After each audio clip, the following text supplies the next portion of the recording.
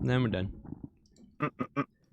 All Now right. everybody knows. Do you got the chat pulled up on your screen? I Yeah. don't. Oh shoot. Yeah, I'm probably exposing my desktop.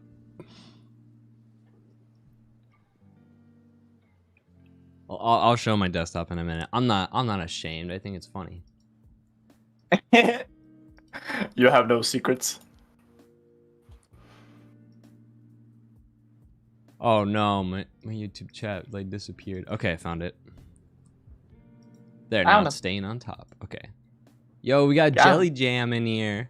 Hoi, doggy face. Welcome to the live stream, Jelly. We're gonna be drawing something for Word because today is his birthday. I think he's turning like what? 22. 30? I think he's 30 years old. Didn't he say he's 30 before?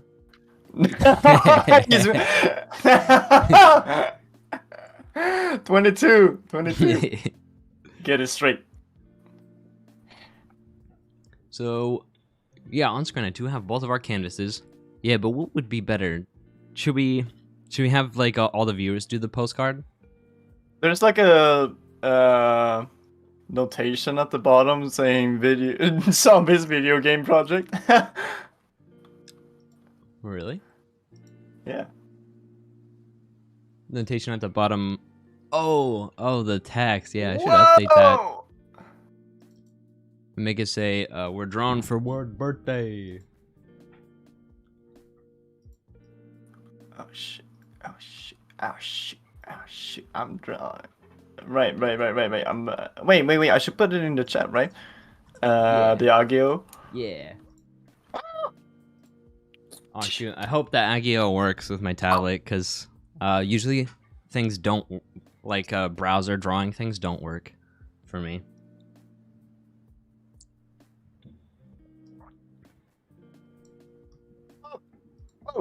Oh, woo!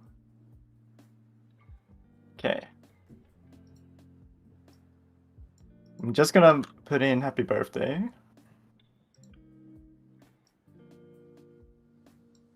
So that we get that one straight. Oh my god. It's not looking good.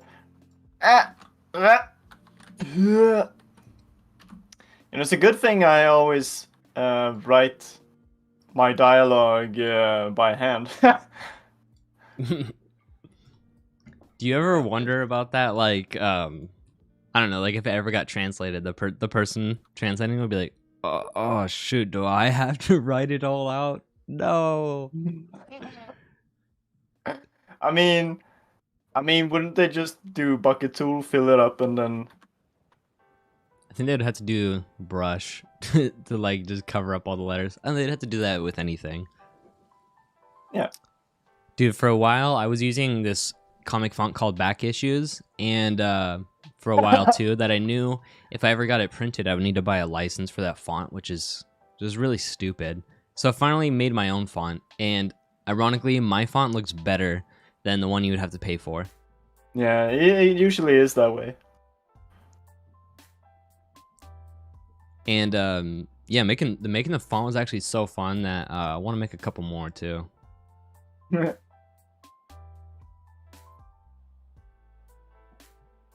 We'll see. What would Word like? What would he like? His characters, of course.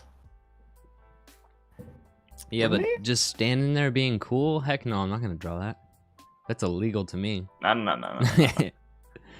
I mean, first of all, there's gotta be a cake, right? There's gotta be a cake. Then you got the party hats, you got the balloons, you got Minimir doing cute things. Dude, did you see the new Word episode? I did. I was super like, I'm gonna hit it on Premiere because I was in it. Yeah, you did the title card and it looked awesome. I did. Spent so much time fiddling with what's it called? Colors? Not the vertices. What's it called? The values. That's it. That's yeah. Paid off. There were so many. Yeah, there were so many hues of blue. So it's like but it worked out. I kind of feel like drawing a whole scene, even if it's doodly. I don't care. Like I haven't drawn like an actually like composed image in a while. Besides from like working on my comic pages.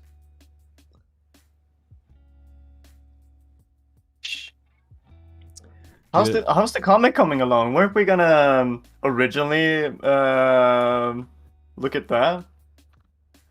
Oh, like an episode script? Oh, that's what it was. Okay. I was, but then I realized I need to work on it a little bit more and like get images in there so everybody knows what the characters look like. Because there's like Atlas and Guy in it, and I bet most people either don't remember them or just haven't even read the comic. Atlas is the butterfly. I'm presuming. Okay, yeah. Dude, Word thought Atlas was a boy when he read the comic. I think I did originally too, yeah. Oh, how? It's orange. She has big, cute eyes, big eyelashes, a hair pony, long hair like antennas, in the shape of a heart. Put her on screen. Let the people decide what gender it was. Let's do a poll. Dude, like, everybody. Besides adding tits, we're doing what else could I do? Okay, this isn't even like actually Atlas. This is a cookie version of her. Because I thought this would make a cool. I thought that would make a cool pin. Oh, actually, I do have images of Atlas. Okay. Yeah. Get the original. Okay, everybody, can you see this? We don't want the cookie cutter. What would you think this butterfly is, a girl or a boy? I wonder if something's... Oh, we have 2 viewers. No, 3 viewers. Okay. I was wondering if like the live stream was private or something.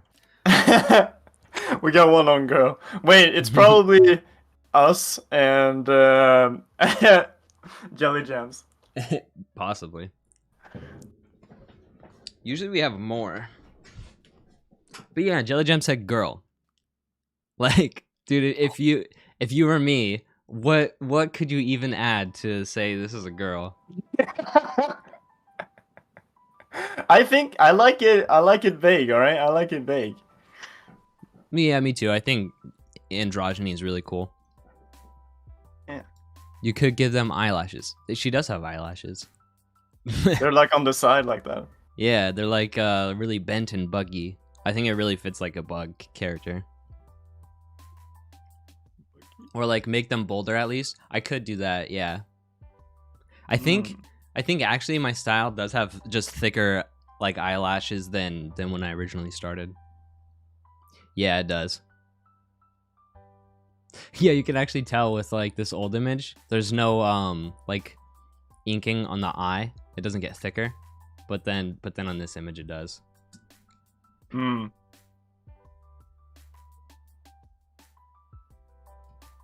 Mego said it's non-binary. No.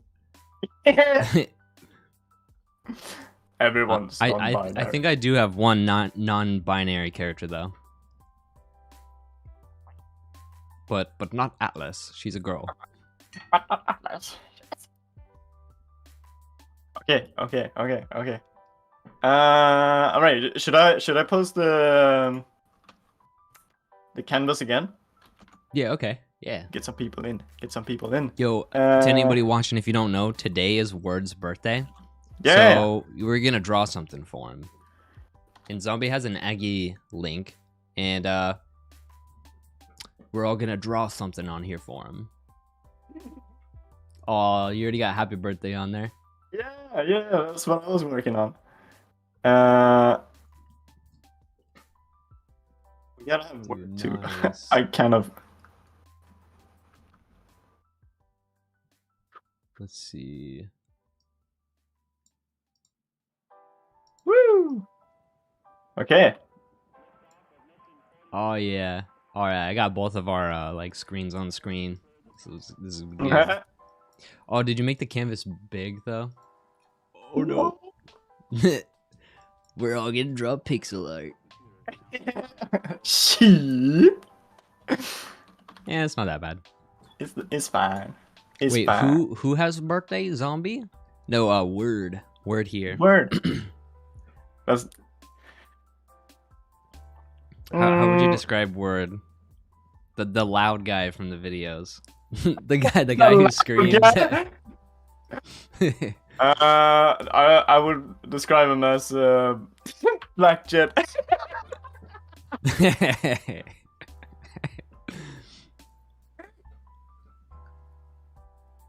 Oh, the most annoying thing about Aggie.io is that my undo button doesn't work on my pen. I remember that. Oh. All right, dude, I'm gonna draw a word hatching out of an egg. I think that's where he came from. That's why he's got superpowers. He got the egg power. What came first? The I was about to say the apple or the egg. The word or the egg. I'm just gonna draw the baby from memory. I think, you know, he just had really big cheeks and he just had like the roostery hair on the top of his head, right? I don't remember. Yeah.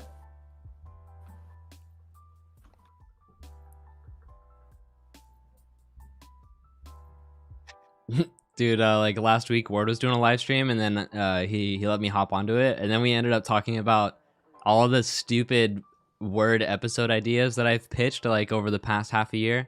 Like I started making it a thing where like once a month I would just go in a server in his one channel and just pitch a really stupid idea for a Word episode.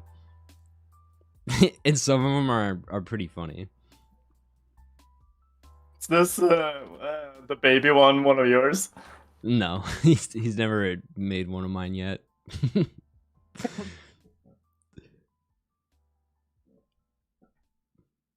It would have been funny if he's like he makes one of your like weird ideas, but then like he puts in a ton of lore and stuff, so it like becomes a very important one.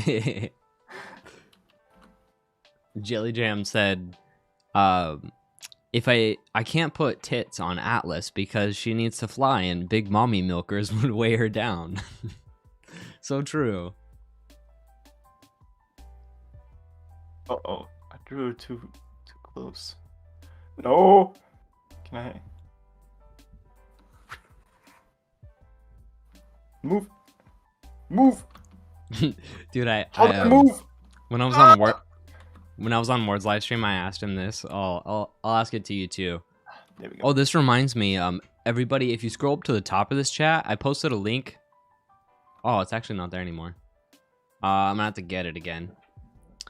But you can ask us questions for this live stream, and we'll answer it. And you can ask them anonymously, because I made a form. Ah. Does it read out the question in text to speech? You can make your question get read out with the text to speech if you. Oh shit! Yo. Yeah, it's pretty you cool. Thought of everything. It's cool when someone donates and then it reads it. Because the computer voice I picked is like the cute like kid voice. I don't know if I've heard that one. It's like a girl's voice, but it's really soft. Oh, but I asked Word if he had to Thanos one of his OCs, you know, like to save the universe. To save the universe, which one do you Thanos? Damn. Wait, so for me? Yeah. I guess. Wait, so you mean between the tofu characters, right? Because like with Lotta, there's a lot of choices. So like I would pick somebody that's like very obscure and wouldn't really. Oh yeah, I should make it like you have to Thanos one of your main characters. Yeah. So okay, so somebody from the tofu franchise. So we got Tofu, we got her brother Zach, Quota, Riley, what's her face, Maya. I mean, that's an easy choice. Maya, of course. Oh yeah, because it doesn't make a big difference. Because she doesn't fear much.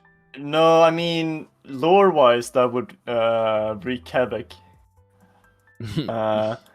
Like they all balance each other out. So taking anybody out would just like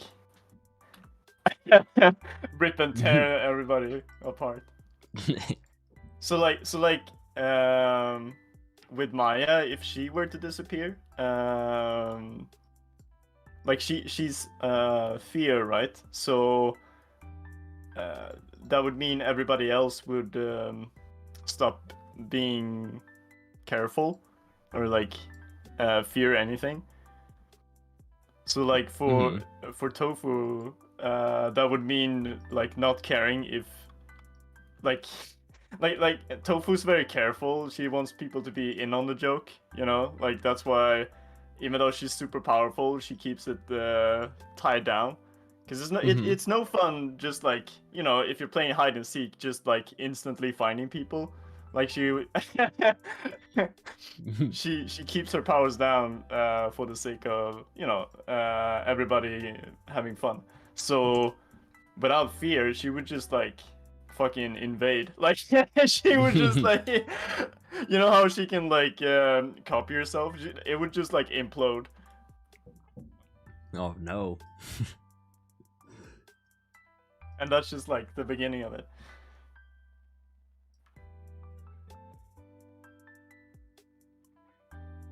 Dude, I've never really done a form before, so I'm like trying to find it.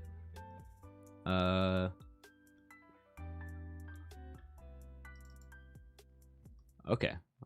Yeah. Cool. Right. So, I guess the canvas will be open, but I feel pretty done. Yeah. I don't want to draw more on it. And it's small enough. You know, you shouldn't really do more than one character. Yeah. If anybody doesn't have an idea, just draw one of Word's characters hatching out of an egg. Just make a bunch of eggs on this. If you go to his Twitter, he's got like a banner with all of his characters on it. We could link that too, right? Yeah. Let's see. We got some nice circles on the card, and looks like best fruit is drawn their lemon OC. Lemon OC. It's literally just a lemon, no face.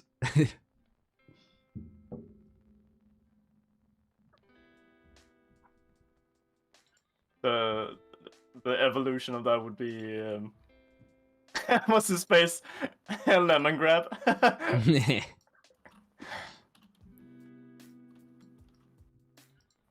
Ooh. I had this idea that like for Word's birthday, and this is why I was like, we should draw something for Word, because then I get 2 birds in 1 stone. I got this idea where I was gonna have Tofu give Word a present, but it turns out it's a pacifier because of the last episode. I think you would like this. And he's like, I would have liked this at Word time, not now.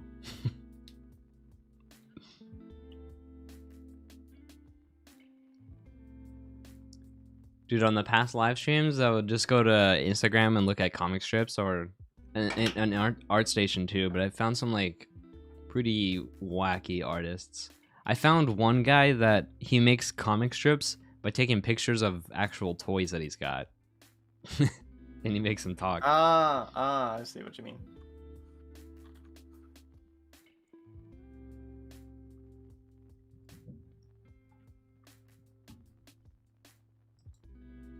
Let's see. How many responses did we get? 0. Okay. Yeah. What have you been up to? I feel like it's been a while since we talked, hasn't it? Yeah, I was gonna say the same thing earlier. Dude, I finally like made a new series on Tapas for all my comic strips. Oh, I saw. And I thought I would at least get 100 or 2 from Evil Villain Academy people. And I thought it would, and then because of that, I thought it would get on like the new and trending or whatever, and then get even bigger. Nope. I got a whopping 17. Nice. Nice. Epic low. Hey, it's at least record breaking for the least I've ever gotten. Hey, but I mean, I think Tapas has become a little bit bigger than it was when we started out. So it's like harder, and it's also like if you look at the featured stuff, they really have a like they have a preferred taste at this point. Yeah, it's all anime, all romance. Yeah. Gosh. Dude, what did make me feel better is that a real long time ago, I found a comic strip series on Tapas called Inside the Screen. And it was pretty good, and I liked it. And it only had 100 readers, and I was like, dang, this guy deserves more. And then recently, I happened to stumble across him on Instagram. And on Instagram, he has over 30,000 followers. So I was like, oh, yeah, that guy blew up. Awesome. And then last night, I actually checked his series on Tapas again. On Tapas, it still only has 100 readers. So I was like, damn. Traction do be hard. Yeah. You can totally pop off on one place and but still go completely unknown in another. The coolest thing too when I found him was that he had so many comic strips, so he'd obviously been doing it for so long, just despite like getting nothing. Kind of like me. Yeah, he just kept going, and I don't know when he popped off on Instagram, but he did finally, so that's good. Yeah. Somebody said in chat Webtoons is great. Webtoon is okay. Yeah. Yeah, I need to put my comic strips on Webtoon too. The thing is, dude, it was so tedious to like format all my comic strips to be like 940 pixel wide, and then you have to make an icon image for every single post. Yeah. Dude, it's such a hassle. And my plan was to put on Tapas and Webtoon in the same day, but at some point I was like, I'm fucking done. I can't do this anymore.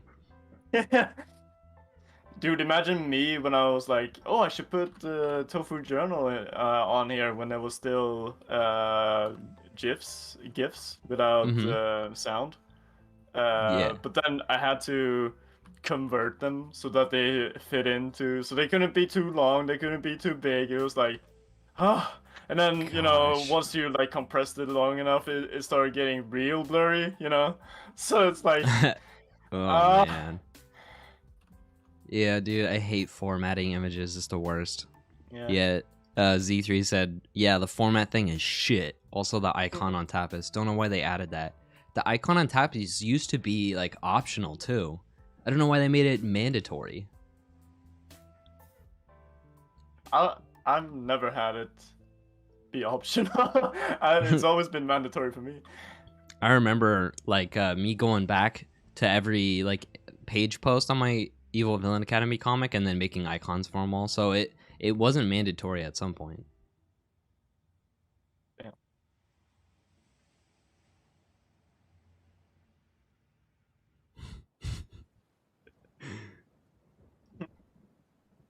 Dude, you know how you can have like an image appear below your episodes on Tapas? And usually people make it, you know, like a support me on Patreon thing. Yeah. I made one recently and I thought it was pretty funny. I'll get to one. What did you do? I'll zoom in. So it's my little frost guy in a business suit and a suitcase, and he's just walked away from a homeless cardboard house, and he says, "Help me go pro. I'm ready." Dude, he took the red pill. He's in.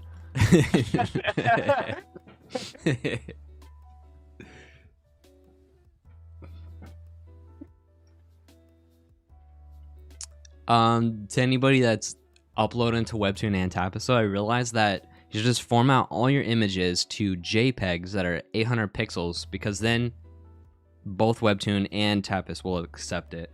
Yeah. Before I was making like my own version, and then a Tapis version that's 940 pixels wide, and then a Webtoons version that's 800. And I have a personal one, and then the one for Webtoons, which works both ways. Dude, why would you make two? Just for the extra resolution? I guess so. Jesus. And I maybe I thought that Webtoons would Tapas would only accept PNGs. I don't know. I saw somebody that was like even more hardcore. He made, I don't know what it was, like I think he had two different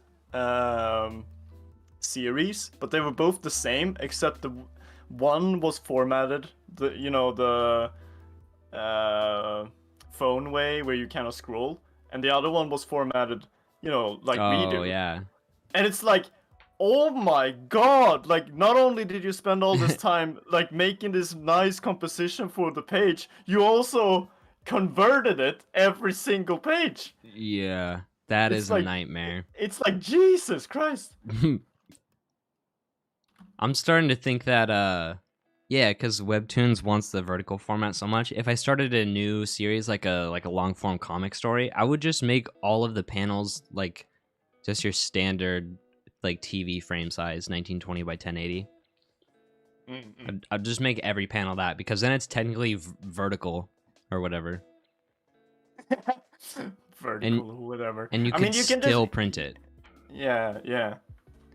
I mean, like the thing is, like, there's cool tricks you can do with both formats.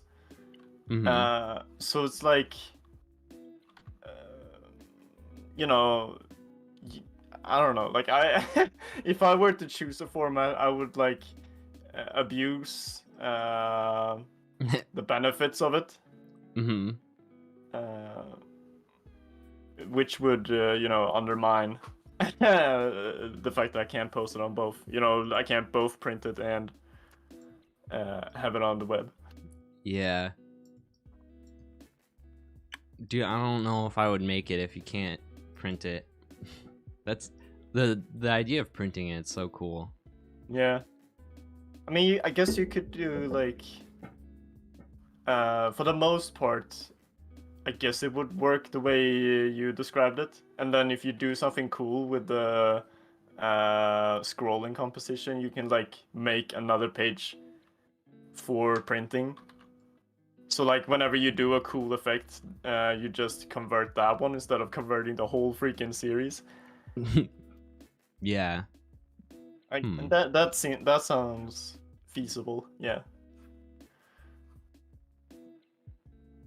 Oh, I found a like cute comic on Instagram. The main character has like black hair with stars in it. That's interesting. Ah, so it's like a little space. I think so. Space. That's good design. If it's about space, and let's just put space in the character's hair. Yeah.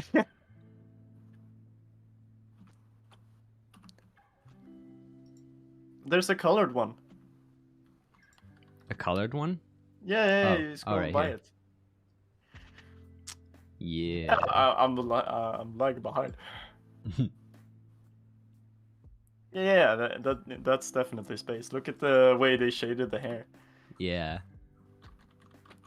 Yeah, there's a lot of ones about rockets. I'm gonna read this later. It looks cool. Dude, it's crazy to find good comic strips on Instagram. All you do is just gotta search by new and then just scroll until you see some. Ooh. Somebody's being fancy. Wait, what happened to the circles on the canvas? On the canvas? Oh dang, it says "Hoi Jelly." Those letters look really cool. Yeah, I love it. I've been actually thinking about making some fonts to sell them, because that can be like good passive income. And the making one font was cool. It was fun. Dude, I actually watched a tutorial on Clip Studio and doing like words in your comics, and this guy did a thing that I just Go ahead. This guy did a thing that I never thought to do before, which is like, yeah, on Clip you can you do the text tool, and usually you write the whole word out. Yeah. Just write it one letter at a time, and then you can like scale each letter individually and stuff. Oh, so you get the best of both worlds. Yeah, you can like he did it with a boom sound, so he like made the O's all different shapes, and then you can like rotate a letter. And then they're still all in the same letter, so then you can like do a clip layer and then do a gradient on it and stuff.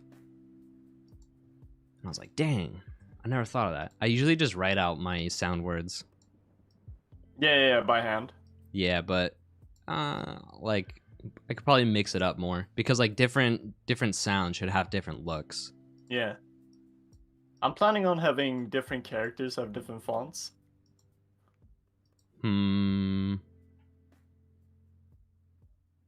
Oh wait, I'm thinking of like actual computer fonts. Yeah. I don't know if I would do that.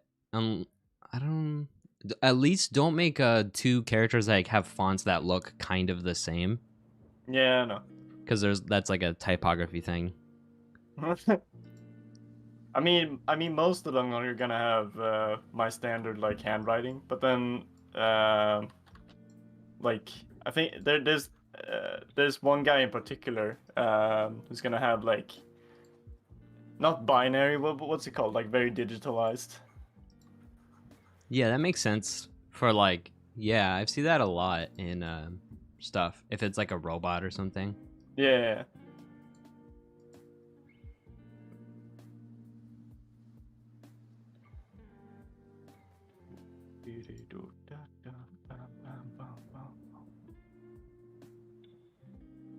Yo, damn, I just found another cool looking comic strip.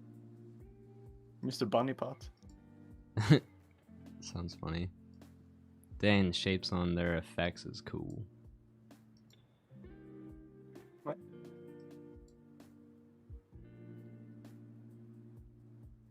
Dude, do you ever you're probably not ever on Instagram at all, but like, do you ever see really weird ads? Yeah, no, I can't relate. Dude, it was weird. For a while, I was just getting like a lot of ads from really small musicians, and I'm like, what the heck? I didn't even do anything to say like I'm interested in music. I don't listen to a whole lot of musicians, because mostly I listen to podcasts or lo-fi music. So that was weird. And then also just yesterday, I got an ad for this. I'm gonna load it, and I was like, oh my god. This person is like missing the point, because instead of improving, they're forking up money in order to try and get fans when they needed to take a step back first. This was the ad. These gradients are horrid. What does it say? Join / and splayed now. All the description says, Indigo Boys, the greatest manga of this era. Yo. I mean the audacity. I mean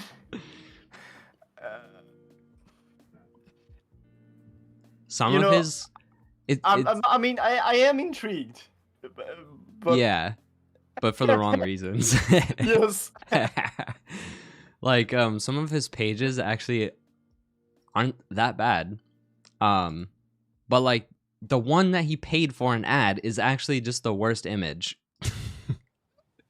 I don't understand who makes these gradients and goes, yeah, that looks good.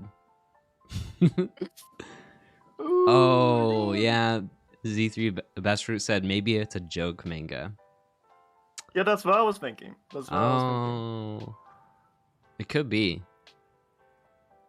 It's either a joke manga or it's like One Punch Man where you think it's a joke, but then like you'll read it and you're like, holy fuck, like this is like actually engaging. What? Like, yeah, like this panel looks really good. Maybe it is a joke. If it is, I don't think he communicated it well enough. Because, I don't know, dude, just these gradients told me, like, this guy has only been drawing for a week.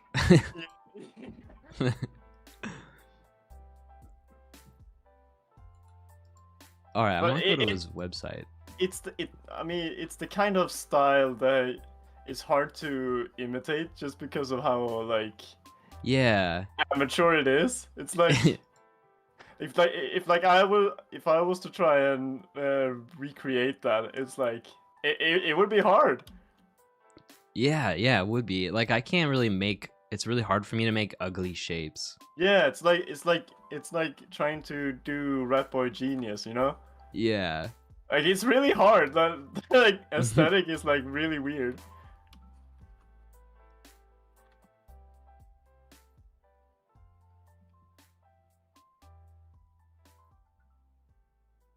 Damn, this was supposed to be a sketch, and now the line art is looking real good. So it's like, it's like part nice, part sketchy.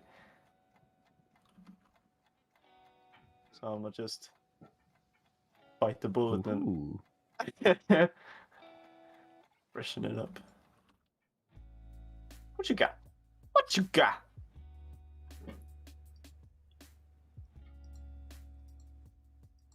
Dude, I could show a thing that I did the other day. Maybe it could be helpful to somebody. I'm gonna export an image real quick.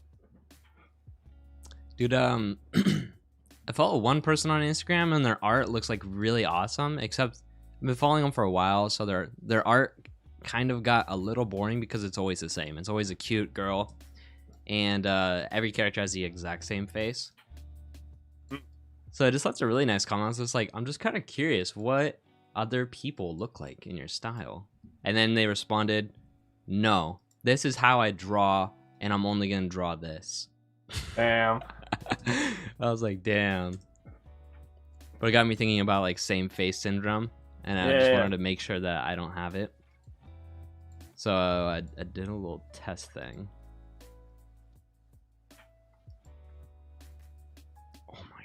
Dude, I need to clear my folder. My image folder has so many images that it takes like 5 seconds just to show them. Loading. Yeehaw.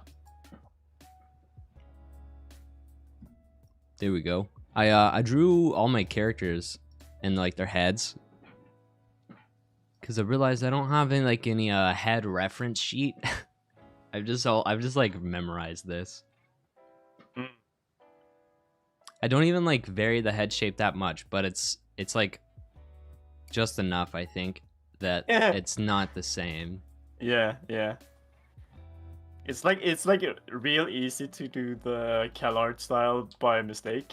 I feel like my go-to is that shape where it's like a circle and then a very plumb cheek.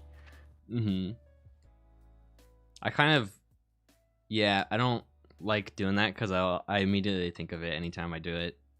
So I guess my default shape is like Phoebe's. It's like just a soft bean shape. Yeah. If you puffed up that cheek though, it's like real. It's real close. It's hard.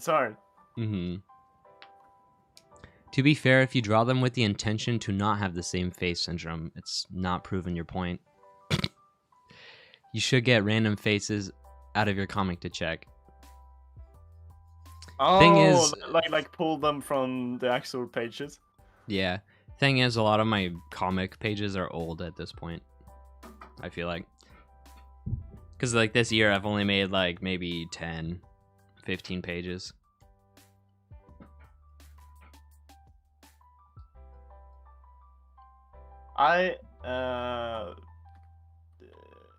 To avoid this, because I recognize I have a lot of characters in the Lotto series. So I was like, all right, I need some kind of systematic way to differentiate them. Because I'm inevitably gonna be using the same head shapes like everybody does at some point.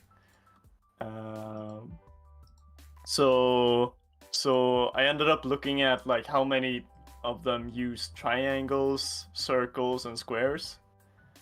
And then after that, I gave everybody different eyes. So everybody has like a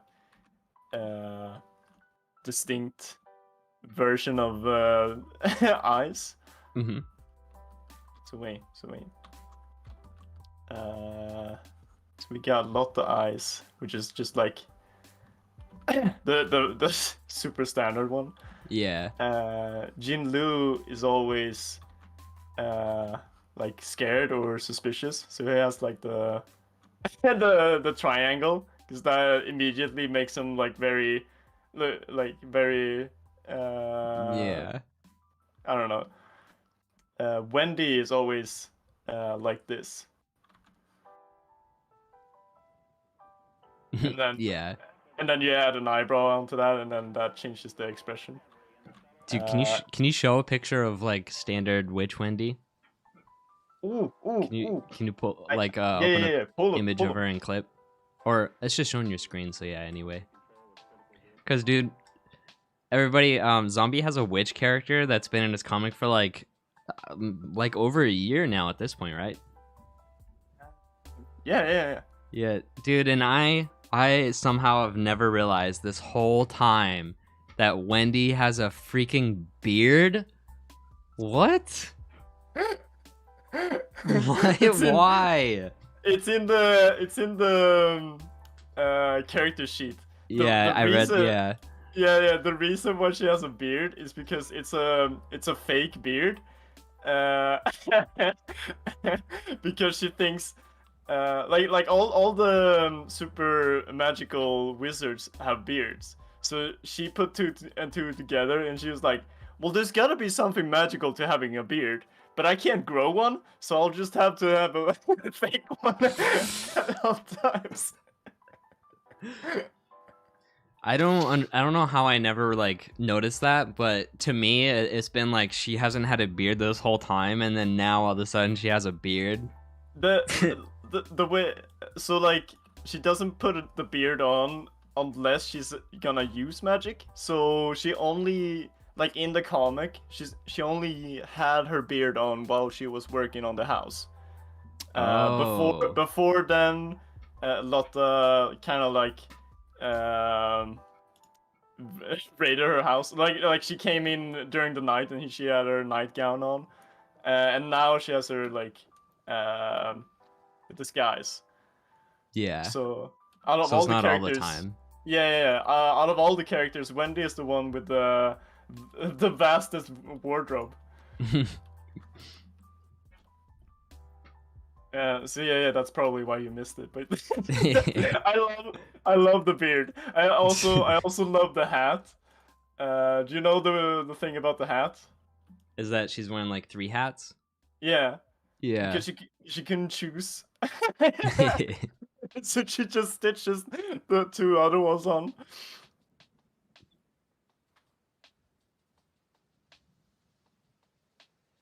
Oh my god.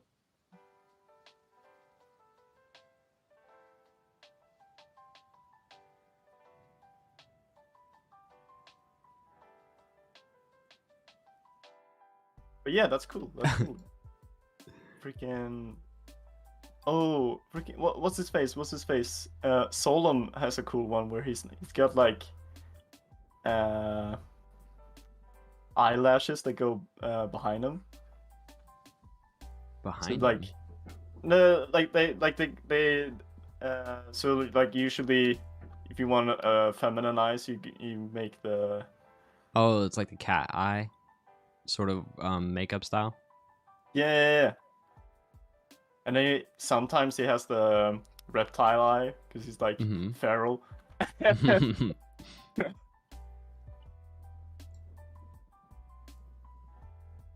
Dude, I found an odd comic strip series where there's no dialogue in any of them. That's cool. But I don't understand any of them either.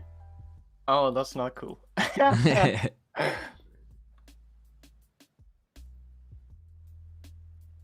Yeah, dang. Dude, this wait, is so what? weird. That was Vor, wasn't it? What? This one? No, the one with the lady. I don't know. That like it reminds me of Alice in Wonderland. Yeah, she straight up fucking ate him. It makes no sense. Yeah, it does. Look at the fire one. That makes sense. Yeah, but like, why? What's the joke? I guess it would be better. The joke would be way better if they like hid the if they do a story sort of thing.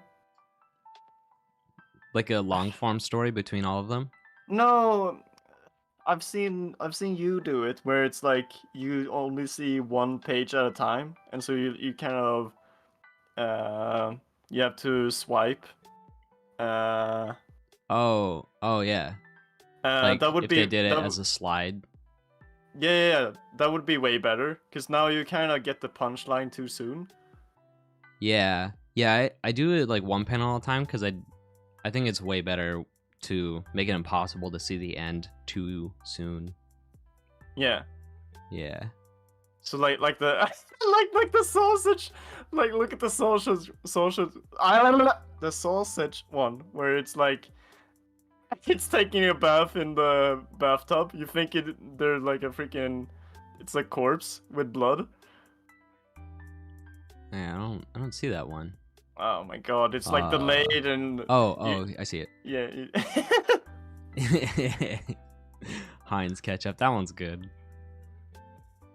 That's interesting to like make the punchline by. Oh wait, I've done this before too actually. Make the punchline because you are limiting information in the beginning. Yeah. Yeah, I think that's what's missing because now you see all of it at once and it doesn't work the way. Yeah. It's not as funny. Oh, okay. So it was a really bizarre one. I'm gonna follow this just because it's really weird and unique. Dude, I follow like quite a few comic strip artists now, and then just like every morning I go on Instagram for like 10 minutes and then just comment on everybody's new comic. And yeah, it's like actually shockingly easy how easy it is to get even big accounts to notice you.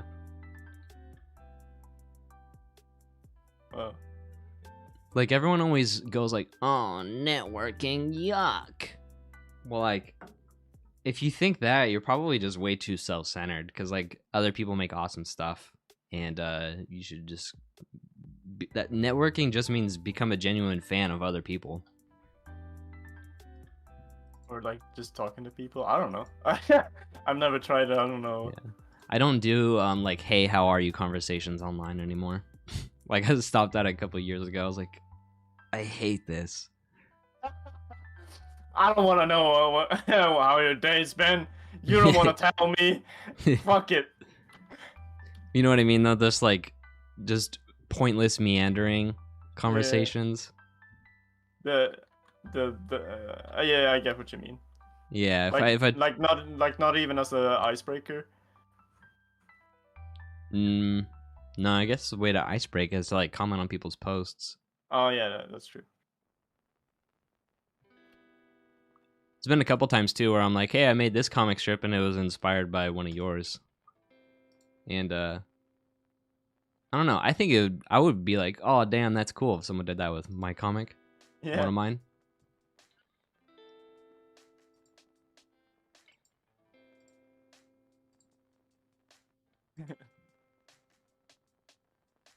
Oh.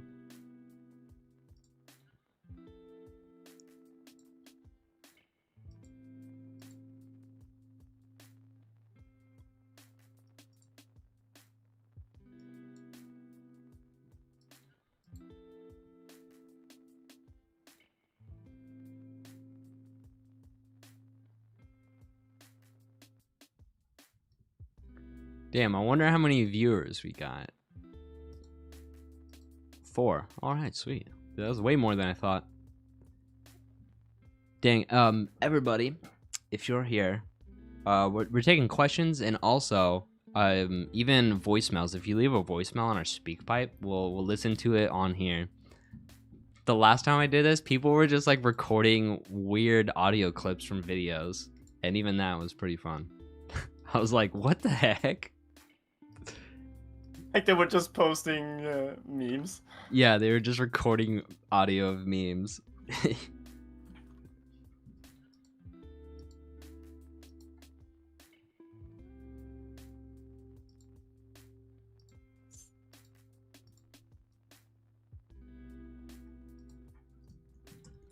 Comments. Oops.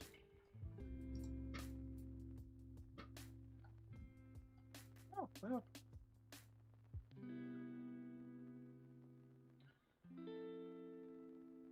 It's almost got to be like a thing now that I find a really bizarre sort of artist on Instagram, because I did that the past couple times.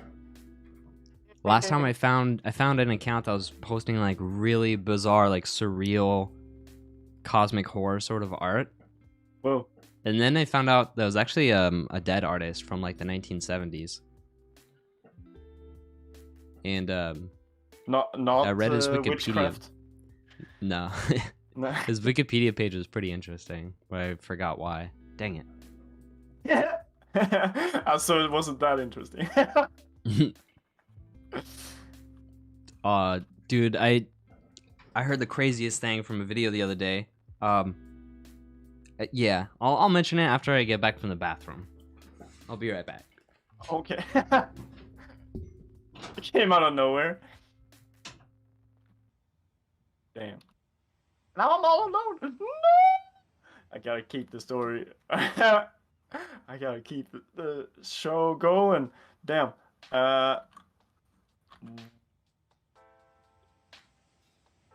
What have y'all been listening to? What have y'all been listening to recently? And this is why I kind of came in here with low energy, because I was listening to freaking the Jet Set Radio guys' new album. Or I wouldn't say new. Hey, it is new. Holy shit! It came out like pretty recently. Check this out. We can't pull or like do no music on stream, so you're gonna have to like have that in the background. But dude, this shit be slapping. Yo. And I don't know. I've been on good vibes as of late. Just finding stuff that makes me happy, you know. But yeah. What have you guys been listening to? I love getting music recommendations, because I tend to not find too much on my own. I like listening to the same thing, because it's like I put on music to get into the groove. Yeah, groove. Ah, dang. Okay, so the crazy thing I heard the other day, I watched this video documentary on something called the sleepy sickness. And it's real. That sounds made up. Okay, it's real. I looked it up. There's even a Wikipedia page, and it's actually still a mystery. It's a disease that anybody can pretty much randomly get, where you're sick for a while, and then it's like scary even talking about this. At some point, your body starts stiffening up, and then you can't move anymore, and you become a statue. So that means you can't even open your eyes or talk. You're basically in a coma, but you're still there. And, you know, because humans are the way we are, we're not just going to let somebody die. So humans will put you in a bed and keep you alive. And there's people in beds right now that have been alive for decades. And this can happen. How do they know you're not in a coma? Like, what's the difference? I know the difference, right? Like in the coma case, you're still in a dream, whereas in this nightmare scenario, you're kind of awake still. Kind of. Is that it? Like the only reason we know that people are still there is because there's like 30 years after this first started, there was a scientist who figured out like if you give people L-Dopa, maybe that would help them. And he was kind of right, because you would give them L-Dopa, some protein thing, and people would wake up. And so we have accounts of what it was like, but they wouldn't stay awake for very long. And they basically went back to being a statue at some point. Yeah. That is, someone said, dude, that is just sleep paralysis, isn't it? Permanent sleep paralysis. I've had sleep paralysis like maybe 40 times, so I know what that's like. It's pretty scary because you'll either see or hear demons and stuff. I would only hear them, fortunately. But yeah, imagine sleep paralysis, but permanent, and also you don't know what the fuck is going on. So now if this happens to you guys, you'll know what is going on. You have sleepy sickness. It's actually called encephalitis lethargica. Okay, that sounds way cooler. Like if I were to go down by like a disease, I want it to not be fucking sleepy sleepy time. I don't want it to be called something stupid. Yeah. Dude, the scariest part is that it like started off when the Spanish flu was a thing, so people would get the Spanish flu, and then shortly after they get the sleepy sickness. So there's like a theory that it has to do with like a really bad immune response from exposure to a virus, right? Yeah. And guess what? We've also just had a brand new virus like exposed to all of us in the world. So who knows what post-virus symptoms is gonna happen? Ugh, freaking scary. Makes me really want to get my vaccine because I haven't got it yet. Not even the first shot? No. Shot. Okay. but you had COVID, right? So you would have the... What? Oh, no, it wasn't... Like, I kind of played sick, like, quite a few times in order to just take a break from work, because it was, like, really making my mental health bad. Z3 says, I sometimes dream I start my day, go in the bath and everything, and then I wake up back in bed. But the dream was so crazy real that I get confused what happened. I feel like I can make a comic strip out of that premise. There's probably some joke to be made with that. Yes. Quite a few of my ideas is actually from me reading comic strips, and then I'll just like take the premise but go in a different direction.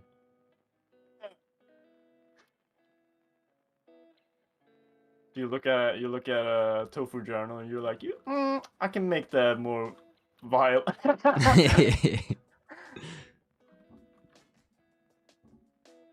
Well, actually, there was one that I made less vile. Have you seen like the Worm comic? Yeah, I know that one. Yeah, that one. I saw a comic of a worm getting ready for his day, and he climbs up, and then he just gets eaten.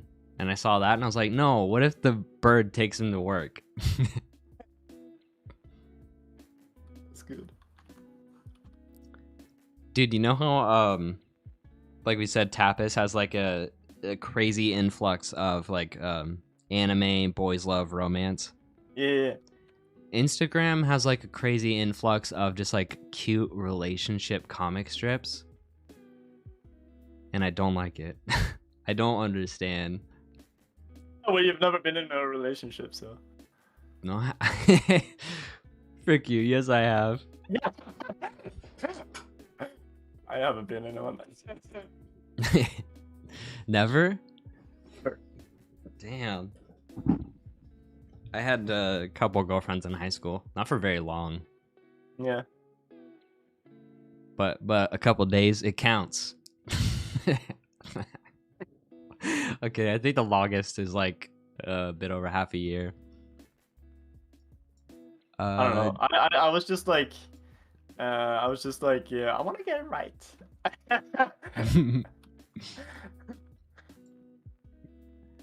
Jelly says, I get that. Once I woke up and had to pee, so I went to the bathroom, except surprise, it was a dream, and now I've pissed the bed. I think I did that as a little kid. Did you ever pee the bed, Zombie, as a kid? That's actually like a. I can't remember a specific time. If I mean I'm sure I did, right? Yeah. Yeah, I don't think I did it frequently as a kid. I think I did it one time. The same thing happened to me as Jelly. Although I do remember rolling off of the bed. So like I'm waking up mid fall. I'm like, what? and at one point I had like I don't know what that would be called, but it's like a really tall bed. So it's like a bunk bed without a bed underneath it. Oh yeah. And it was so like high up that it was inevitable that I would bonk my head on the ceiling. Didn't do that. That reminds me of I think it's called Scary Movie. There's a guy who's like babysitting a kid, right? And they're playing Yahtzee, and he rolls the dice and he goes Yahtzee, and he stands up and he bonks his head on the thing above him, and he passes out. And then later in the movie, he wakes up and he's like, "Oh yeah, I was playing Yahtzee." He rolls again, Yahtzee, and he gets knocked out again. I think it happens 2 or 3 times just to make him like knocked out for the whole movie because it needed to be for the plot.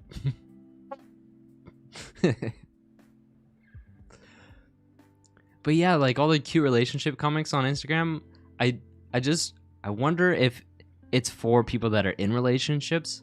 But if that was the case, then I think, you're already in a relationship. Why do you need to get this like cutesy aw feeling from a comic strip? So it has to be for lonely people. But then if you're lonely, you shouldn't be looking at comic strips like that. They're just going to make you sad. I feel like you're looking too deep into it. What if it's just like people like cutesy stuff? But like, why is it always relationship? Because it could be cutesy in lots of different ways. Yeah. Well, I mean, people find trends and then they follow them. Oh yeah, true. It's like with TikTok, it's like the dance thing.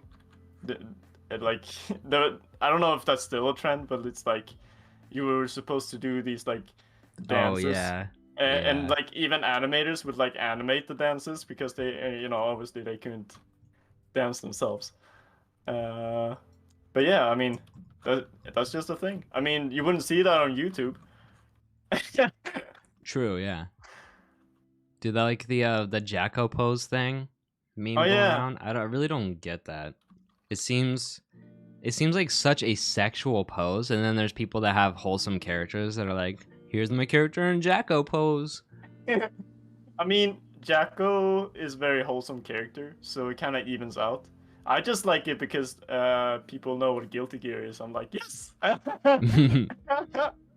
Dude, is that reason enough to play Guilty Gear again? Yo, please say yes. Please say yes, chat. Please say yes.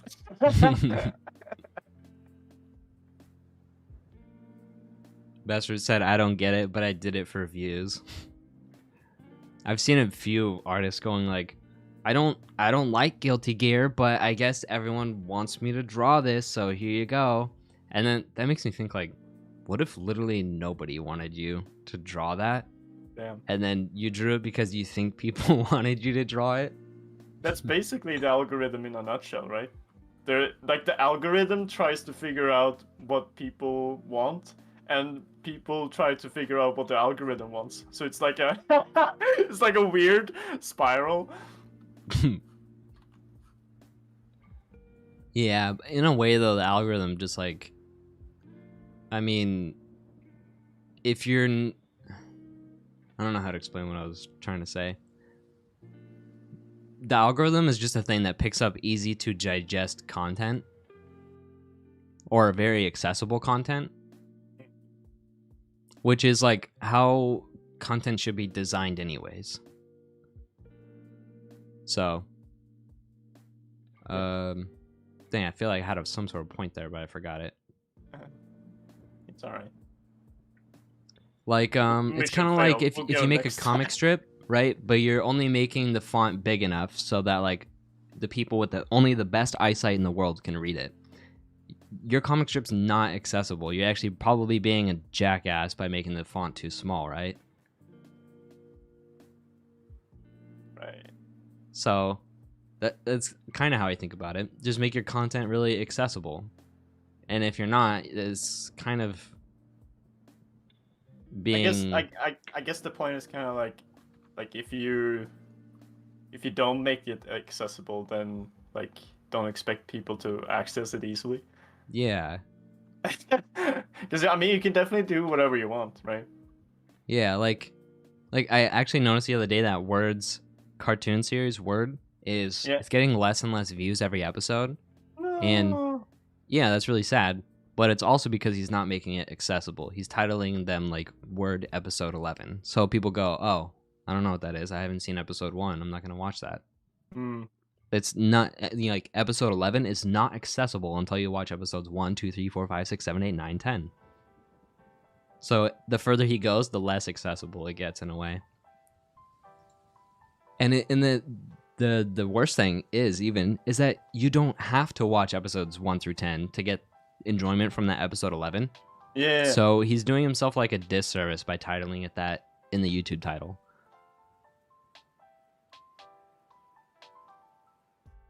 Because yeah, it had a baby in it. He could have just put like some headline with baby in it, like guy can't take care of baby dies. I know would have got people's interest real well.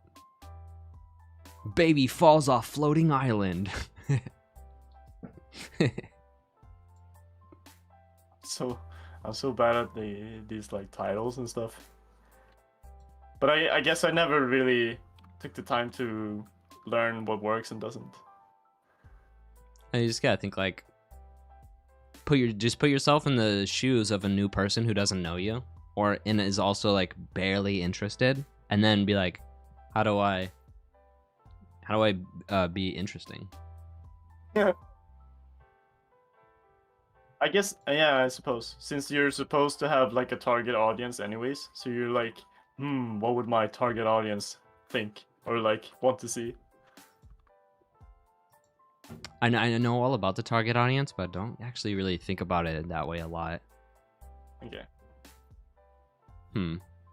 Yeah, because, like, I guess I do because, like with Art Parlor, I'm not gonna, like, try to collab with somebody that makes farming videos.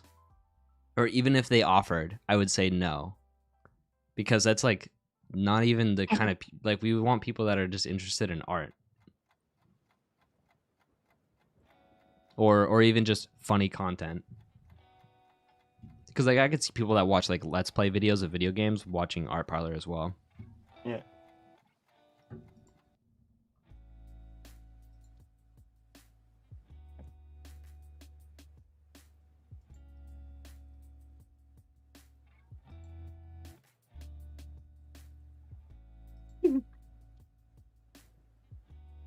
What the heck? This looks weird.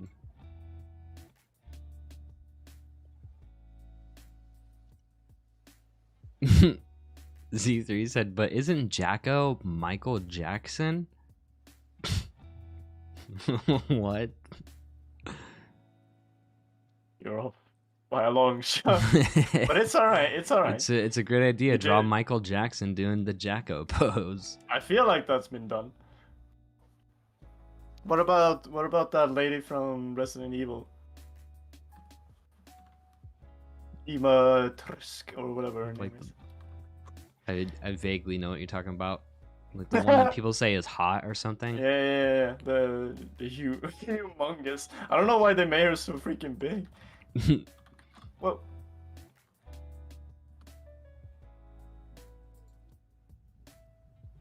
Dude, I found a cool I just remembered I found a cool comic strip artist recently. I just really like his style. Maybe you would like it too, but maybe you wouldn't like the tone. But like he has it like it's real simple, and also he has like a real grainy on it too. And the main character is like they even said it themselves. They have a lot of poison in their heart. They're really bitter towards other people and stuff. And like this part that's happening right now is cool, but like this other part where I don't even know the gender of this main character. I can't tell if it's a girl or boy. But like this is like a little mini arc of like 3 comic strips, and it doesn't make any sense ever like 3 times. And then it also gets like not safe for work, and it's like, what the heck? That doesn't really fit. But that's also cool, I guess. I like when people break stereotypes. But this mini arc with like this character seems way better. It's a cool comic strip.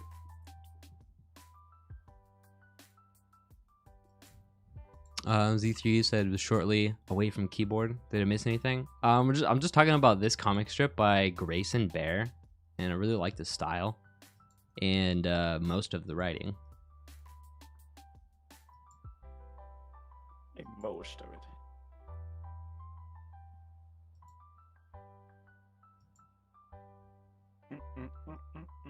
I'm gonna check in on the freaking canvas. Oh, we got more. Oh, dang. Oh my god. We got lost. That's an old meme. Oh, Jelly, like a little cat girl.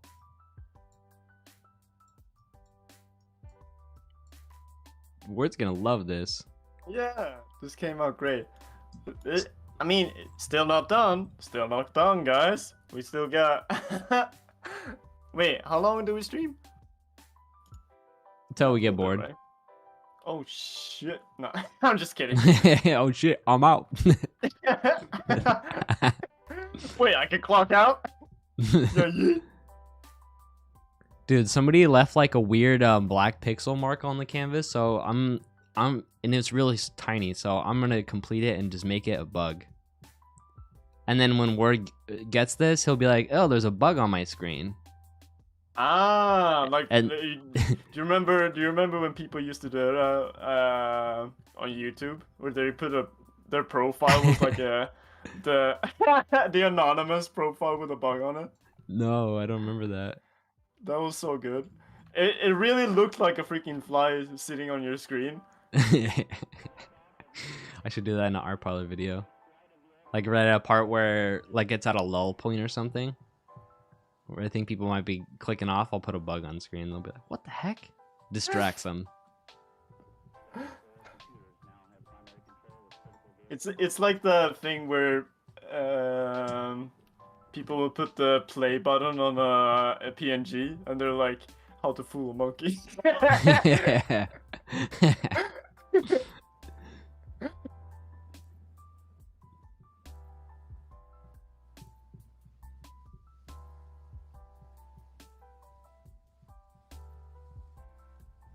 Dude, this bug is looking real. It's a fruit fly. Hey, yo! I got some in my kitchen, dude. I've been taking reference. Yeah, you like squash them, and then you like go in for the details. Need to make this actually smaller. Oh, I don't think there's any transform on Aggie. Okay. I think there is. Oh, I found it. Yeah.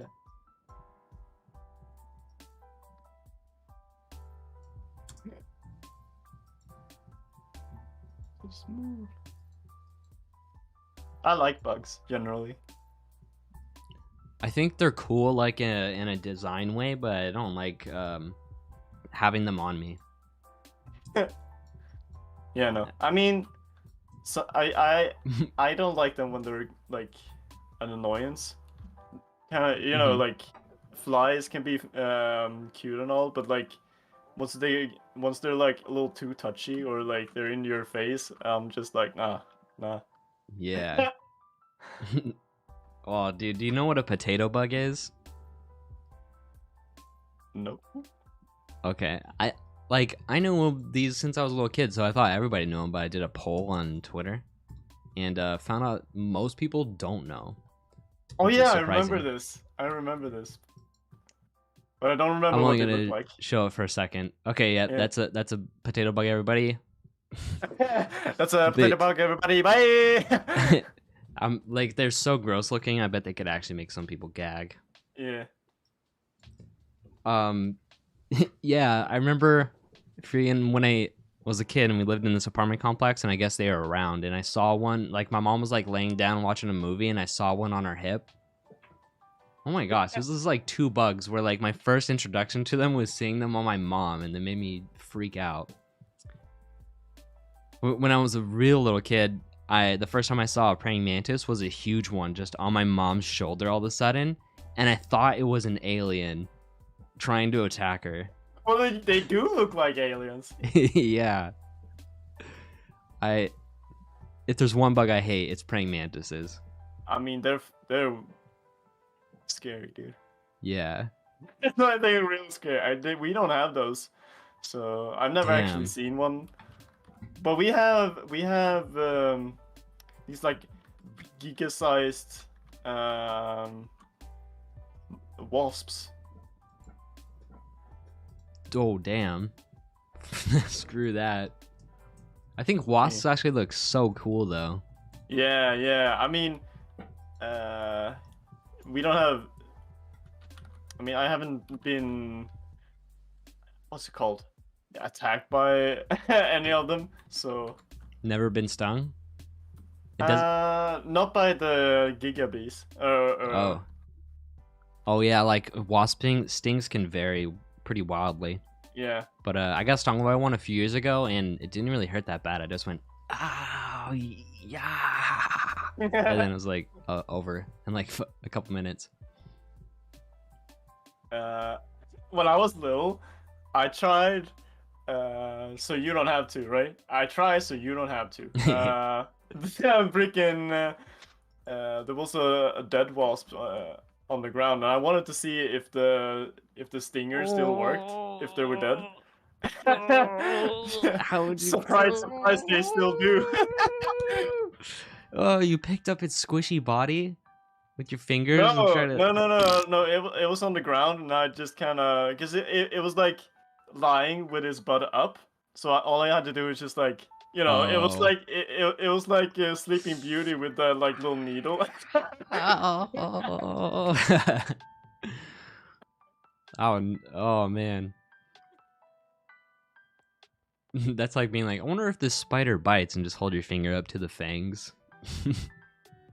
Well, it was dead. I was like, maybe it doesn't work anymore.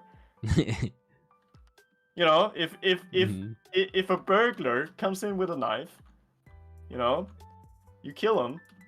Is the knife still sharp? Who knows?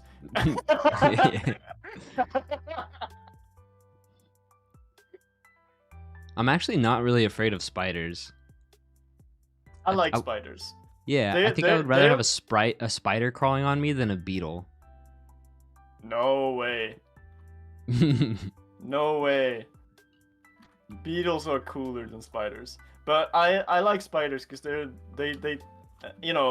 do webs, but they tidy up other insects. Yeah. So you don't have to have fly traps all over the place. You could just have spider webs. Yeah. I've heard that if we didn't have spiders, the entire world would be covered in bugs. That's how much they take care of the planet for us. That's nice. And they also feed birds, because like birds will look like around crevices and just like snatch them.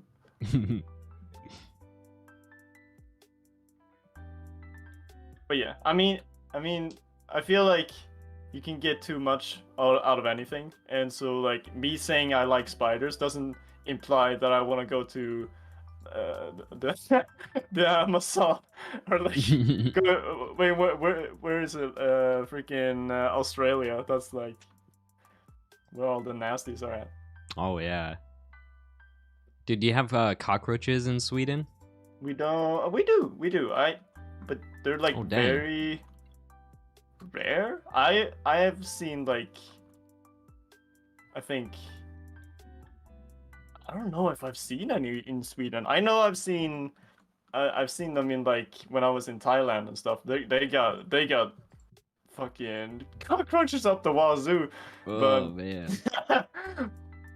But yeah, no, I mean, No, I've never had a cockroach invasion. Oh, dude, like from birth until I moved up to Oregon. No, like until I was like 18.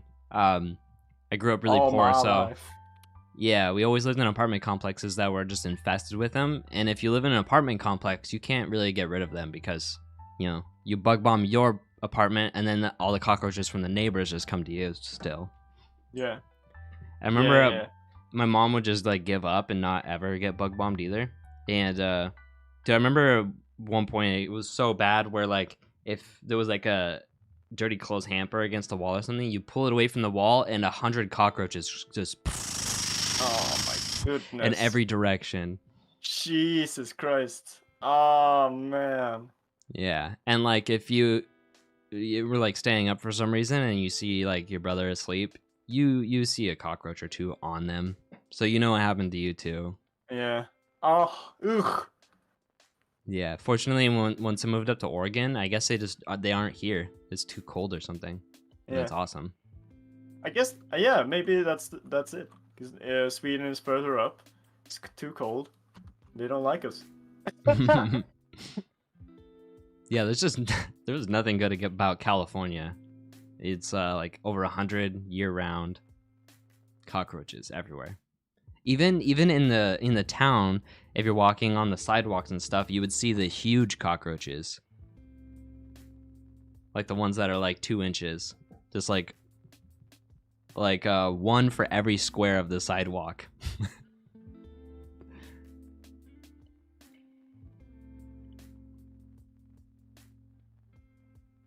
What does he say? I'm trying to read chat. I'm sorry. Like it's so small on my screen. No. It hasn't updated for a bit. Nobody's said much yet lately.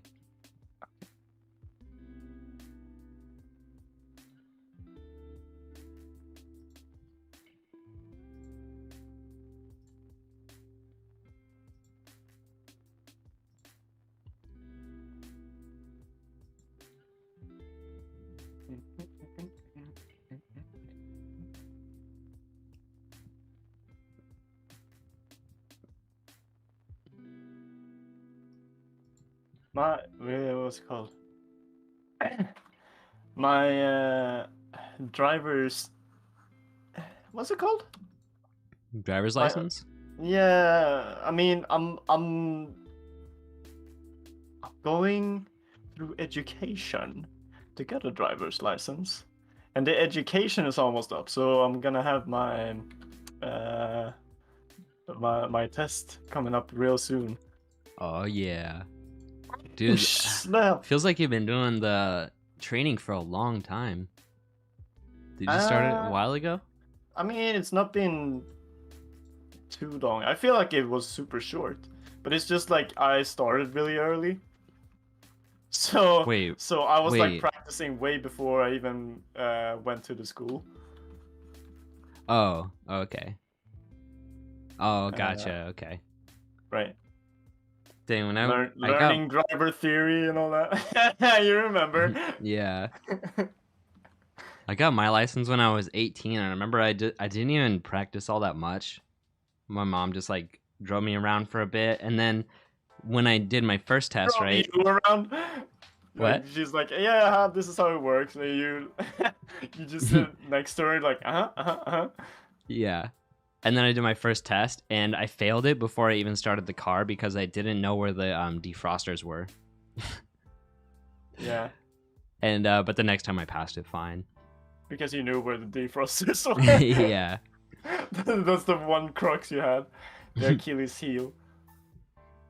And then like a year later, me and my brother went to go see my brother's dad, and it was like far away, so our parents dropped us off.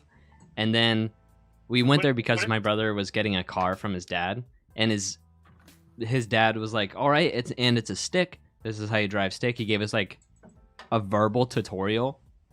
Didn't even really show us. And then he's like, "All right, go have fun, guys." And then we just like, my brother fortunately already kind of knew how to do it, but I just like learned it by doing it right away. Jesus. Yeah. And then what was funny too was that his dad gave us the car, but like something wasn't like fully connected, so the engine was only running on half power, and we're like on the freeway trying to go fast, and it's only going 40. It won't go any faster. We caused like a big pile up. Jesus. And you didn't have like one of those like triangle signs. Triangle designs? No, triangle signs. There's like triangle signs for like slow moving vehicles. Oh, gotcha. I think Best Fruit said that they gotta go. They're gonna go cook up a burger because they drew a burger. All right. Thanks for being on the live stream, Best Fruit. We'll do it again next Saturday. Maybe I'll start doing it 2 times a week if I feel like it. Whoa. Going crazy up in here. Because somebody mentioned that they can't come on the live stream when it's at this time because they're at school. I was like, dang, yeah. So you're like, you know what? I got you, homie.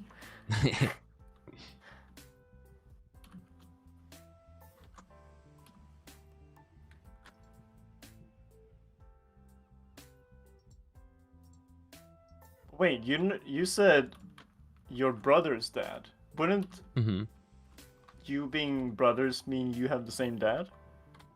No. Like a girl can have kids with like a different guy, like it's called a half sibling. Dad. Yeah.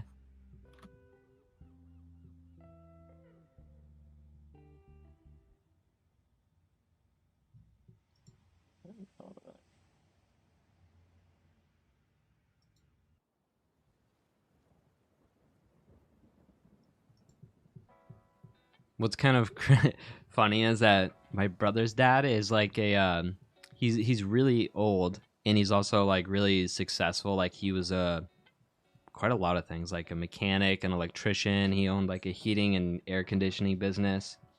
He's like retired in like a beach city, and that's my brother's dad. And then my dad was just like a complete loser who never even moved out of his mom's place.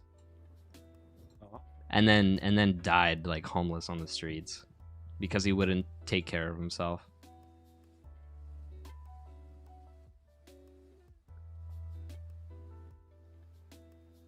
That's so sad. Yeah. Makes me be like, damn, I don't want to be like that. No. I didn't really know him, so when I found that out, I was like, dang, that sucks, but can't really be sad for somebody that you don't know. Yeah.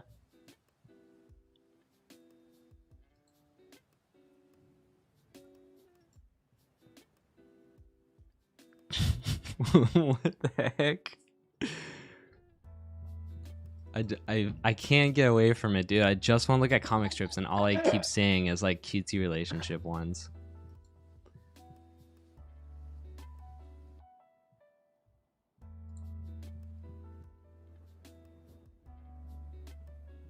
That was kind of fucked. Yeah, that was it too. That's the bit. Yeah.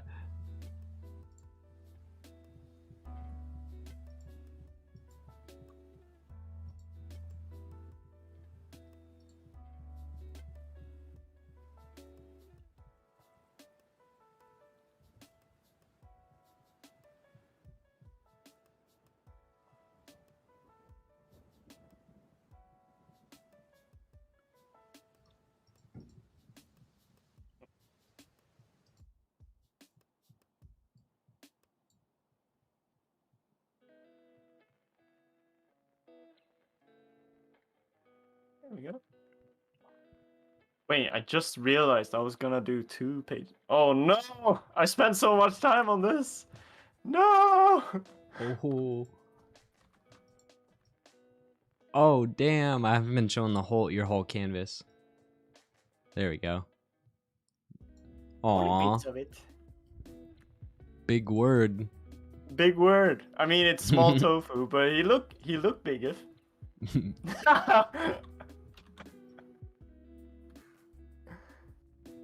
He's big now. He's big now. Big boy.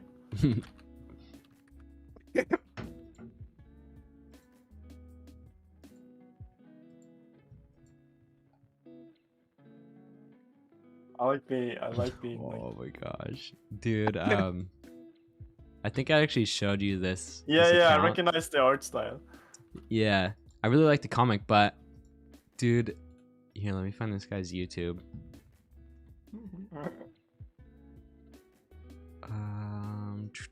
Dude, if you ever thought I was a tryhard, look at this guy.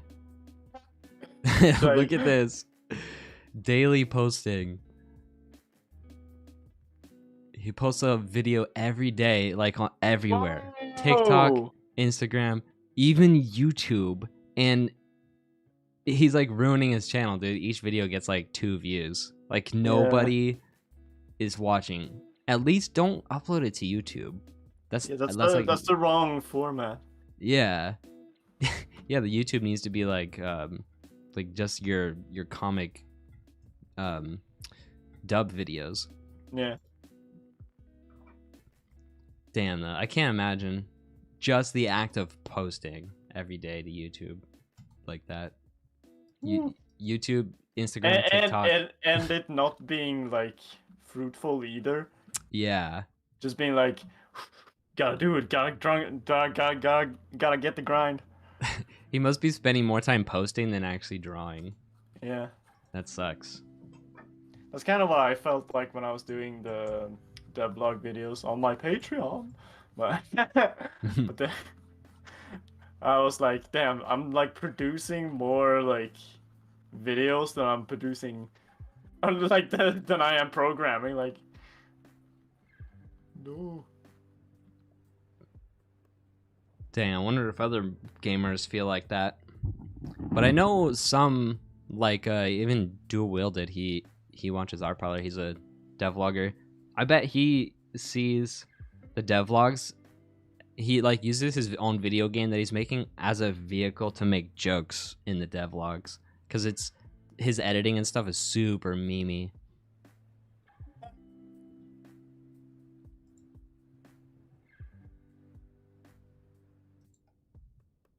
Yeah, weren't you like jealous at one point? You were like, damn, I wish I knew programming so I could do videos about devlogging. Yeah. Like you didn't want to make a game specifically, you just wanted to make new content. Yeah. I thought that was funny. But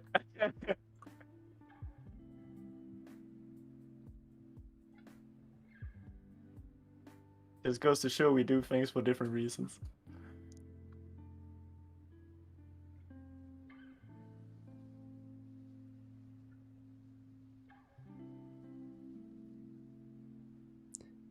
Like the Indigo Boys.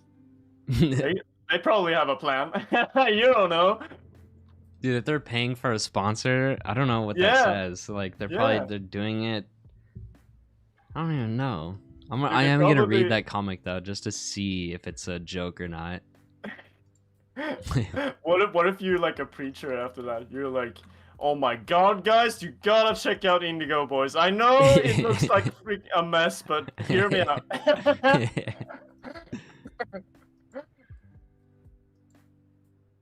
I don't know if I could get over the rainbow gradient he did, even if it was good. The sin, that's where they cross the line. Dude, if someone like tasked me with the objective of making an absolute eyesore, I don't know if I could top that guy. Just with that rainbow gradient. Like, he did it so well if the objective was to be terrible.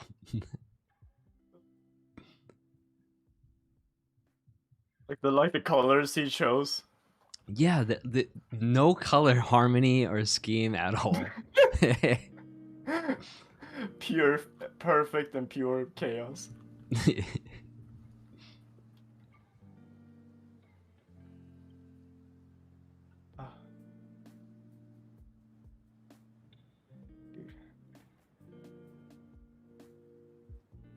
Dude, it's crazy that even when I search like just hashtag comic strips, I'll even see the ones that I'm already subscribed to that I've been following for a while.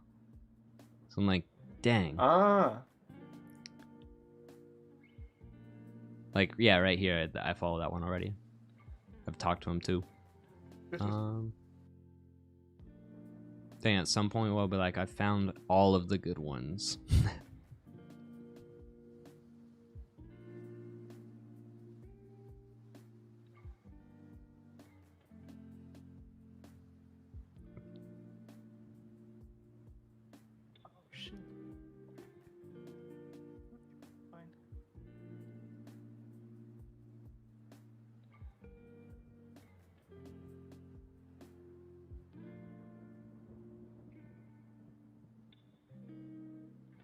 Oh, dude, you want to see this?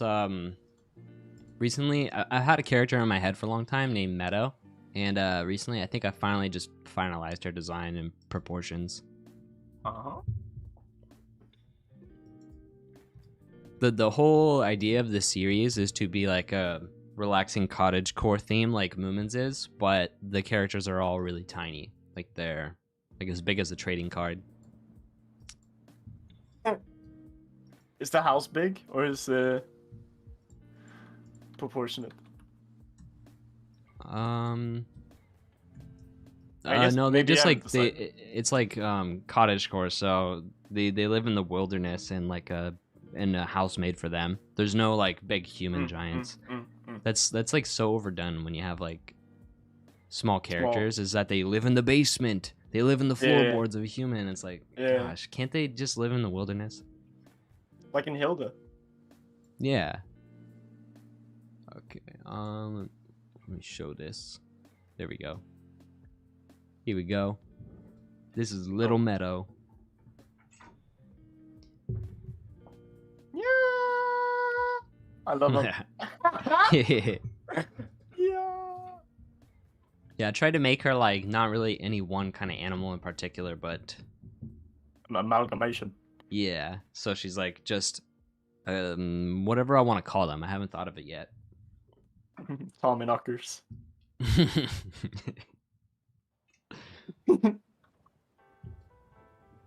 Ross told me about Tommy knockers, and it was so funny because he was like going through the story of this guy like investigating them, and I'm like, but you still haven't told me what the fuck it is. What is it? What is it? If anyone doesn't know, a Tommyknocker is like a spirit that lives in a cave, and if you're exploring a cave and you hear whistling, that's the Tommyknocker telling you to get the fuck out, or else they're gonna cave in your ass. Yeah, squash you like Indiana Jones. A boulder comes out. Yo, we got Candy Hands in here. What's up, Candy? Woo! Hands. I was just showing this character that I made. Her name's Meadow. She's like this big. Wait, you're like plotting out a new story? Or like just like kind of toying with the idea, maybe? Yeah, just toying. I think if anything, I would just. I don't even know. I think the best format would be like actual like kids book with words and then picture on the page too. Your word? Say that every time. Never gets old. such an easy low fruit.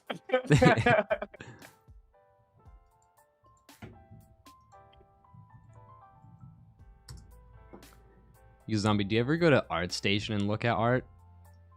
No. Yeah, me neither until like recently. But dang, like there's some cool stuff on here. There's really cool stuff. Like people typically use it for portfolios, and so it's like the best of the best. Yeah. Dang. Like I just clicked on something on the front page, and this person's got like epic shapes. Yeah.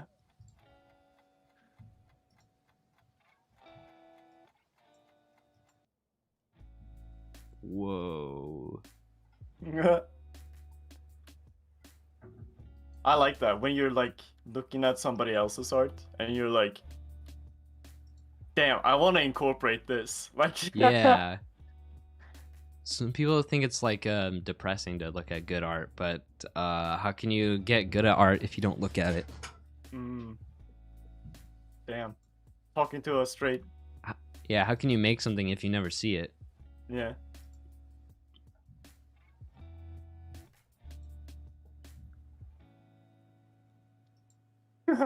Is that a bionicle? Wait, what? I know, that looked really weird. Cool though. Yeah.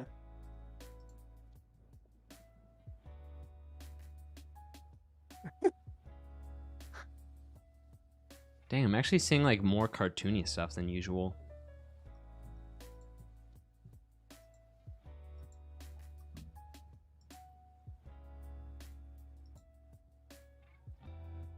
Oh man. Whoa. What? This looks so professional. Just like the just the images on the side and everything. Yeah. Holy crud.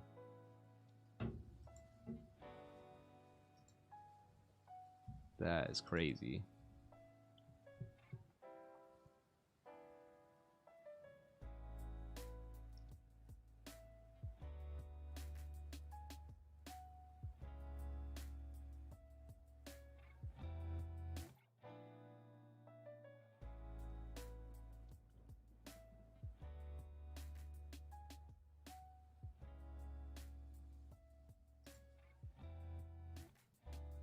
Whoa.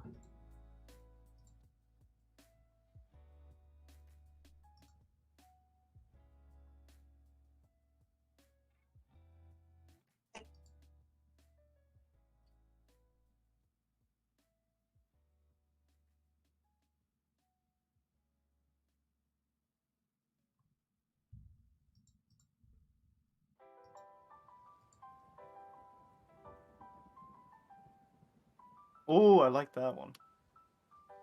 Yeah, this style is cool.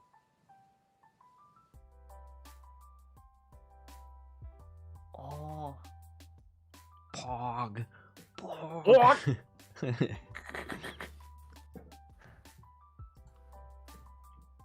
But they do seem to have what's it called? A sort of comfort zone going on. Yeah, like same facey. Or like even same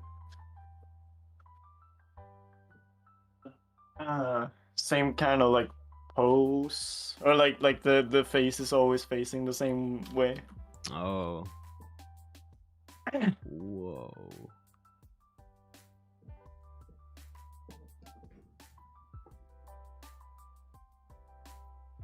But I feel like everybody falls into that. It's really hard to not draw something in like 45-degree angle. Yeah. That's why I like drawing comic strips, or just comics, is because it makes you draw things that you normally wouldn't. Yeah. Because if I just made drawings, I would just draw like the same boring stuff over and over again. And then also just singular drawings, it's kind of like, what's the point sometimes? Well, I mean, people really like the craftsmanship of it. Yeah. I think we're both kind of like, yeah, but we don't really have the patience for it. Yeah, it's kind of more about like what you're making and the impact that it has on you and other people. Yeah, and what you get out of it. Yeah, I suppose we're saying the same thing. Yeah. Because I mean, if all your focus is on you, though, it's kind of like really masturbatory.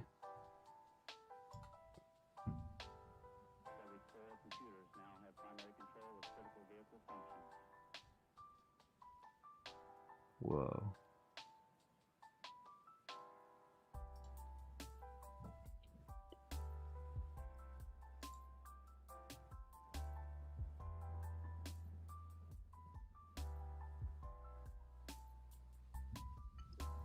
Oh shoot, Candy Hand's been saying Big Fat Rat is with me right now. I think that's her friend. He's telling me to say Baka. Okay. Baka. god. Oh dang. Oh my god. Hey, you fucking zoomed in on the.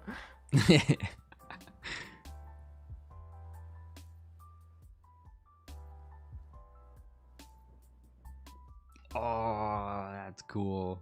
I haven't done 3D in like a week. I want to get back into it. I want to make some simple things. I remember you saying that you wanted to get to a point where you can do this kind of style. Yeah. Yeah, I know how to do texture painting now, so like there's not much more I'd even have to learn. I guess the hardest part is probably rigging the face in 3D. Modeling like the inside of the mouth and stuff, that just is like, ugh, that doesn't sound fun.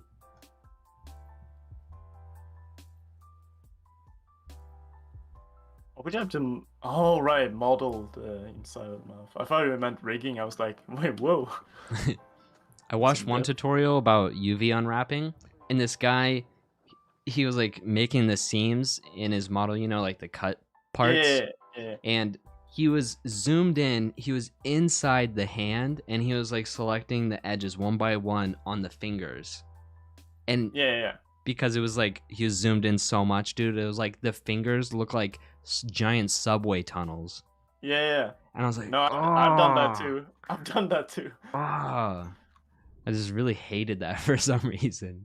You get like claustrophobic. Yeah, that's probably it. It's a universe inside a universe.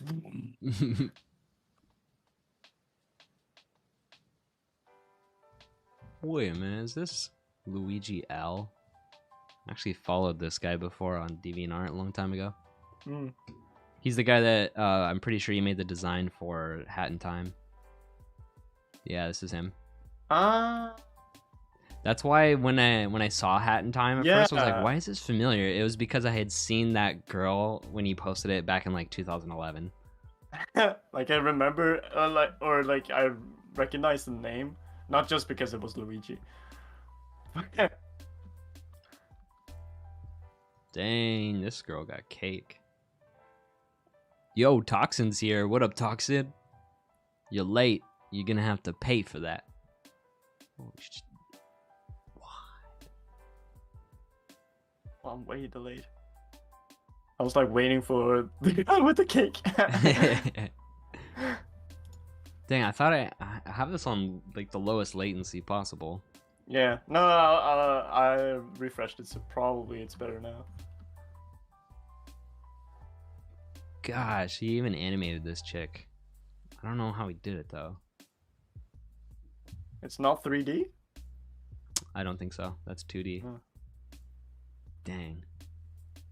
No, bro, that's 2D. It's like Guilty Gear where you can't really tell. It's just because his geometry when he draws is so good. Yeah.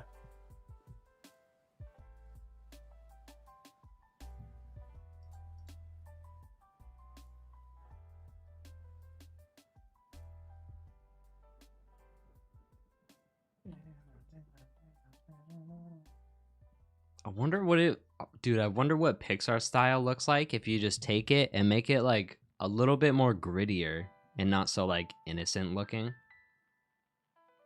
I guess kind of like if you mix Pixar and Tim Burton style. Oh. Ow. Oh, did you hear that? No. Ooh.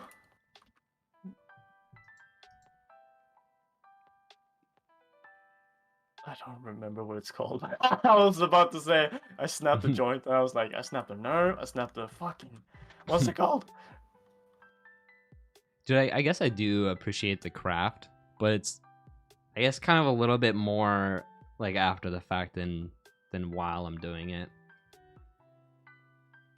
I do like the creative problem solving though, of like composition and shape design and stuff. Yeah. Sometimes I don't. I can kind of get bored when it comes to like refining. Like once you get into lighting and figuring out the lights and figuring out like the colors and refract. What's it called? Refracted. No, Yeah. there's the reflected light, and then there's like, oh, I'm thinking of the subsurface scattering, where it's like it's light coming through things. Oh my gosh. And I'm like once I get to a point where you can look at the image and you like get the idea, like you get the, you know, because like the lighting kind of goes with it. If you got like a cowboy at a sunset, or like this, where it's like a silhouette, then you know you do that lighting, and then it's like done. Yeah. I can't. I'm kind of like, damn it, it's done already. It's freaking done. I wanna push it out. It's like when have you seen my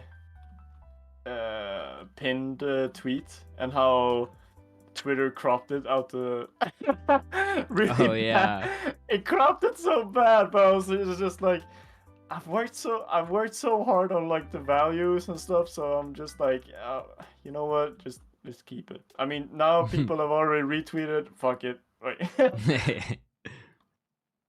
Oh, Mago said, I'm back, bitches. Welcome back, Mr. Mago.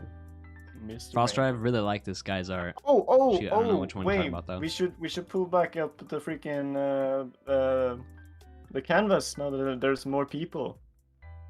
Oh yeah. If you guys don't know, today is Word's birthday, so we have like an Aggie IO canvas, and we're just doodling on it for like a birthday card. Yeah.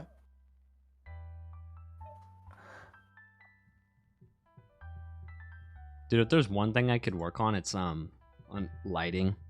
It's kind of dumb because I've watched a lot of videos on how lighting works, so I really understand it, but I've never actually practiced it. Yeah. Like those are very much two different things. Yeah. But yeah, I mean, I watched, or like I was in a class about like rendering and stuff. You know, I went to art school, but outside of art school, and I was just like slogging my way through the lessons because I really, I mean, you know, it was interesting, you know, but it got very sciencey. Like they started really figuring out how things worked and like the physics of it. Like you can calculate where shadows go. Oh my gosh. And it's just like, oh, well. And then it's also like, why? Because 3D exists. I mean, yeah. Yeah, like I don't understand why you'd spend dozens of hours to render a realistic image when you could just make it in a 3D. Yeah, but I mean, and then you could use it for lots of different things, and it's not just one flat image. Yeah. But again, it's more. I think it's more of like the craftsmanship aspect. It's like the same thing. People said the same thing about like when the camera came out, right? There was like when the camera was invented, at first it couldn't take as good pictures as you could paint, but then the technology got better and better, and they you know, like they started competing in different ways because they kind of had to, you know. Well, I would say if you're only painting stuff that cameras can take pictures of, then you're not being creative enough. Yeah, I mean, like we should just draw what cameras can't take pictures of. I mean, that's one way to do it, but I mean, you know, to each their own, right?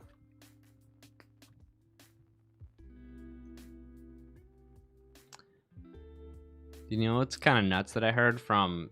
Do you know Proco on YouTube? He's like the biggest anatomy YouTuber. Yeah, I was listening to his podcast, and he said that when he gets like commissions to do portraits, he'll just straight up trace. he admitted that he'll trace it just to save time because there's no point in like trying to get the proportions right from freehand. Yeah. I was like, damn. I knew like pros would trace because it's all about time and efficiency. But tracing the whole thing, damn. I feel like mine would still not be like it would still be hard to like if it was just like line art, like a stylized line art thing, then that would be really easy. But like getting the colors right is still like yeah, like blending them correctly. I guess they don't have to be perfect, right? Since it's a painting. Yeah, because part of the point is to like get those beautiful brush strokes. Yeah, yeah. Dude, sometimes people are like, like this ancient master, they have beautiful brush strokes, and I'm like, this looks disgusting. Like even this that I'm looking at right now, all these brush strokes look really gross to me. I don't get it. That's cool. That one's a little bit messier.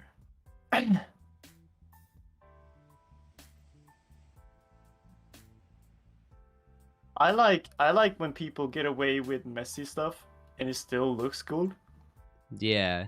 You know what I mean? When like people draw cities and like you go deep, you're like you come close to it and you're like, oh my god, this is just like you know, brush strokes. But it's like you zoom out to where you're supposed to look at it and it's like, damn, this actually looks like a fully fledged city with like scaffolding and everything. Yeah, that reminds me of this artist I found recently. Yeah, their stuff is like pretty messy if you actually look at it, but they're like big on every platform. Like almost 2,000 likes on this, and like they have so many line overlaps. This looks really rushed, but I see what you mean. But they also post a lot because of that, because they don't refine. Yeah.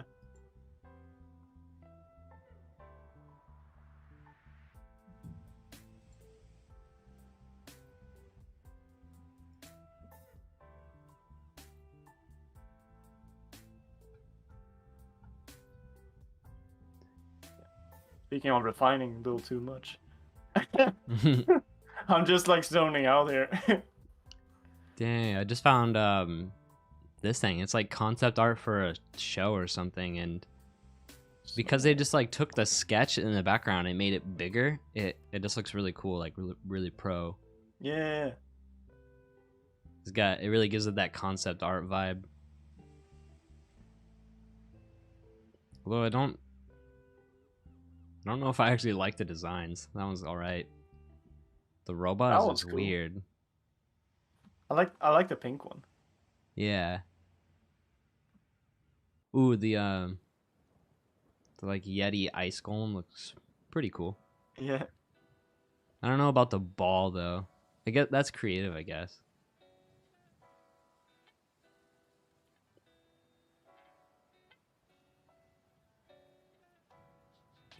I can't see the ball because I'm like, yeah, I'm like my canvas is like half the screen. Oh. Oh shoot. Oh well, Yes, let's go to the next thing.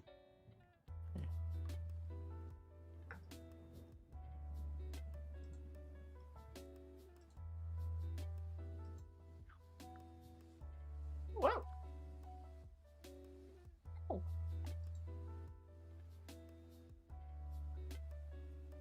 Oh dang. Ooh. This looks cool.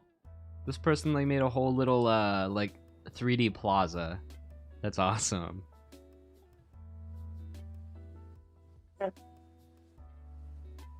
Dang. I've been thinking about making a 3D model of Sunstone, like the city my series takes place in. That'd probably be a good idea so you have reference. Yeah. and can do like crazy angles and stuff. I mean, I'm doing crazy angles either way, because I like I have it like sketched out. Mm-hmm. But just like I don't know, like it would just be cool. But it's also like I would like it to be fully detailed, you know, like people's gardens and stuff.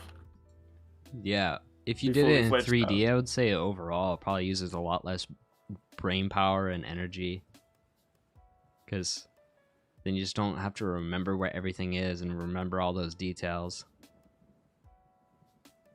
Yeah. But I still have sketches, but it's like more. I would have I would need less sketches.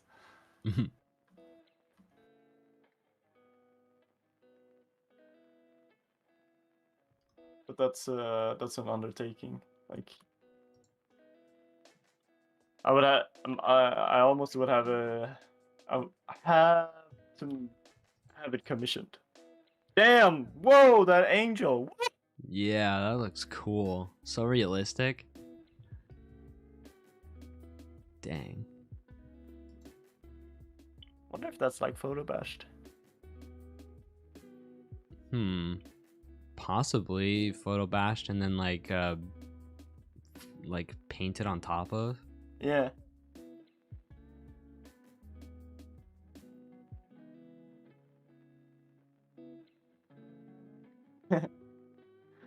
I know we have a lot of people who did photo bashing in our art school, but it was like it looked so freaking cool, dude. Like the stuff that they made with it. It's just like, oh, Dang. Yeah, there's like pro photo bash artists. yeah.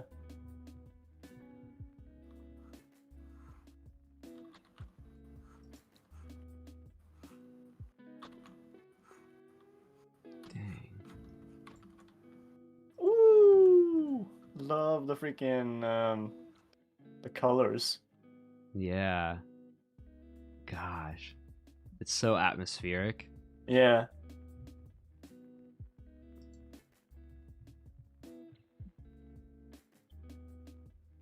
That's something I could work on, actually.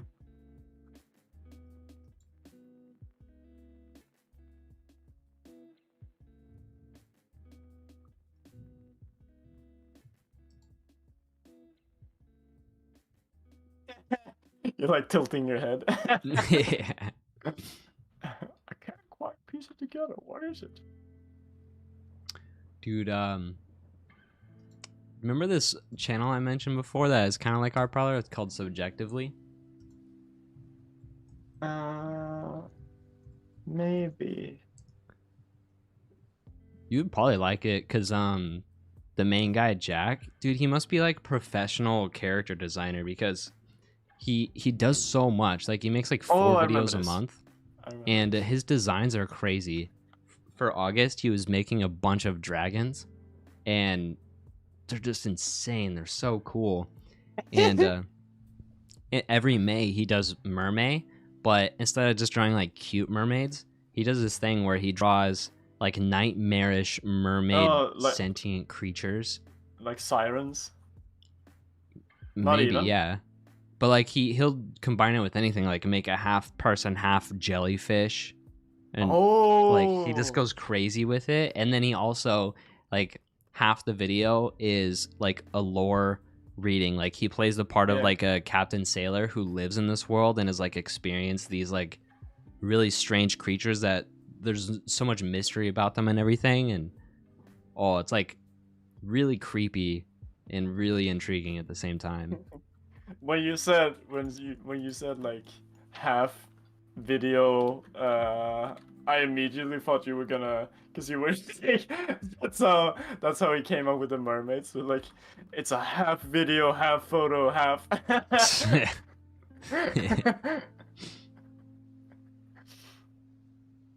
Half video, half montage. half shit post.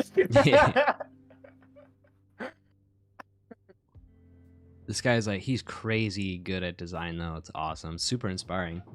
Yeah. Oh, dude, and I just realized like Christmas is coming up, so he's probably gonna do this thing again where he takes Pokemon and he makes a festive form of them. So he makes like a winter theme variant of Pokemons. That's pretty cool. He's also even making up his own like fan Pokemon region. He's making up his own 150 Pokemon. Yeah. Slowly over time, and he actually like takes it pretty seriously because every Pokemon is like either based off some myth or creature or some legend and stuff like that. It's and he takes awesome. All of that into account. Yeah. There's so much to get good at. like I'm looking at this and I'm listening to this and I'm like, damn, I should really get working on my colors and like my design and like my freaking composition. And then I think to myself, well, hold up, I'm making a game. Wait a minute. You just gotta like figure out what your main thing is and then really just stay in your lane in a way because there is too much. Yeah. But like I guess I mainly want to be a comic strip artist, so I just gotta focus on actually just making them funny and like also being able to generate new ideas really quickly and make them. Yeah. So that's kind of my problem. I really like I really like the fact that if like I have an idea, I can like execute it. Mm-hmm. So I never go, oh, I wish, like I have this idea for a game, but I would have to hire somebody. I'm just like, no, I can do it. Or like, damn, I wish I had this 3D model of my city. But I can't do 3D. Nope, I can't do it. That's... I wonder what's worse to have, like that sort of mindset where you kind of probably taking on too much, or the opposite where you're like, I would never be able to learn that. No, growth mindset's always better. Oh my god. You think both is as horrible as the other? Both have their downsides. Yeah. Like if you think every idea you have is great and then you go for it, I mean, like nobody in the world's every idea is great. Everybody has bad ideas. So I don't know. Spinning the canvas. What's have you ever had any bad ideas? I'm trying to think of if I've had any. Well, yeah, I mean, define a bad idea. I mean, I did what am I calling it? The Jindu plushies. That one was kind of a wild thing that I just kind of did because that was like the 1 year right after school and I didn't have a job and I was just like, I'm gonna have a year to myself. Let's just do this, like whatever. Yeah, you spent like I don't even know how long doing the plushies and then the videos, probably 100 hours or so. It was all based off of one comment. Someone was like, you should make a Jinlu plushie, and then they didn't even buy one, did they? Yeah, I mean, I didn't really expect them to either way. But it was funny. I was just like, I'm gonna take you up on that. I mean, would you expect it? Like, if you just do like a comment like that, like, damn, I would like a plushie of this, and then they go out and make it. You're like, and then you don't buy it. I would feel horrible.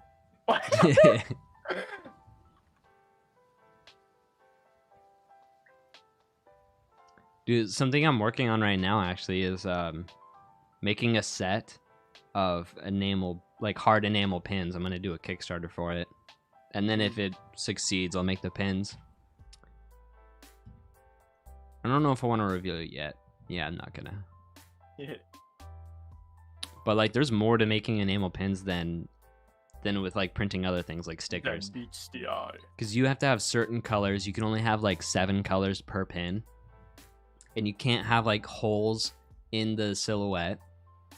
And and you can't have colors touching another color unless there's outline between it, you know, so you can't have shading. Oh. Because like enamel pins actually like crazy to make. It looks medieval with the way they're made still.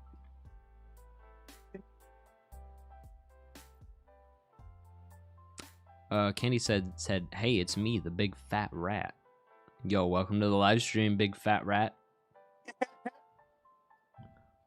What the? Have you seen the meme? Where rat is a personality. No.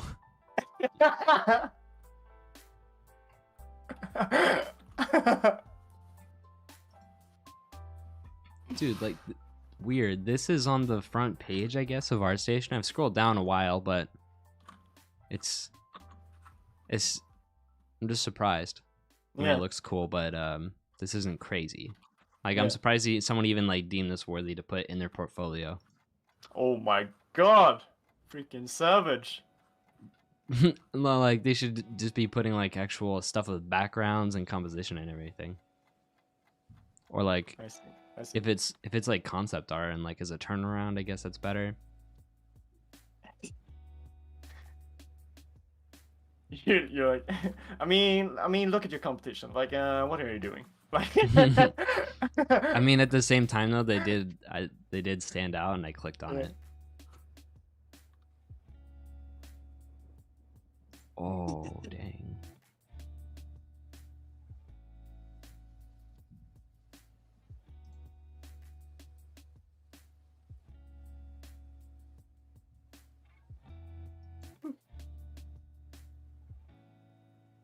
Oh, I like the smoke. Look at the smoke. Look at the red smoke. No. What? The red smoke? Go back. Oh no, I'm back, and it made me scroll up a lot. No.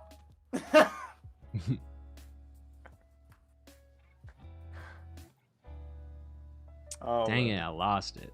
Oh my gosh, I'm gonna have to scroll down a lot. Here we go.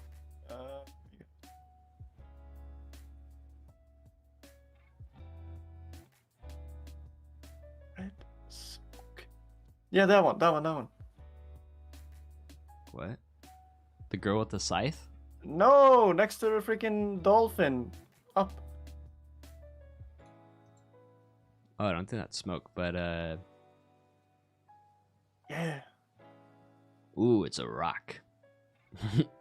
Ooh, even that's better. a nice rock. A rock, even better.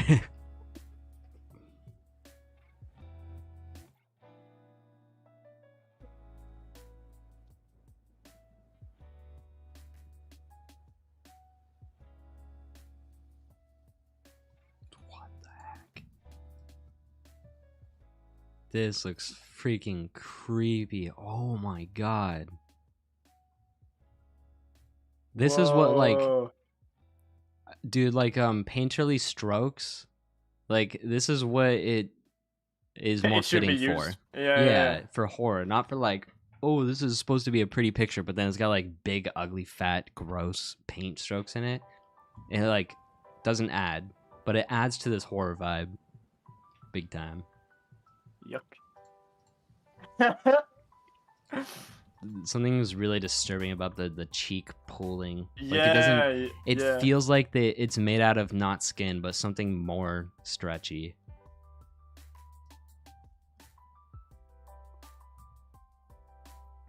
What the heck?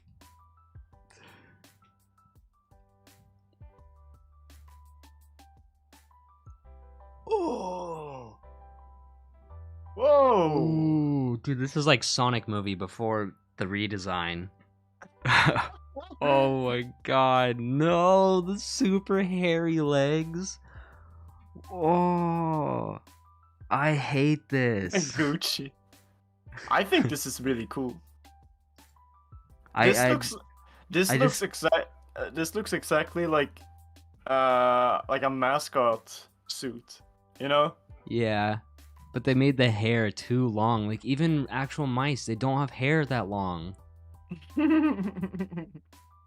This isn't an actual mouse. Mini Mouse though. It's Minnie Mouse. Yeah, I know.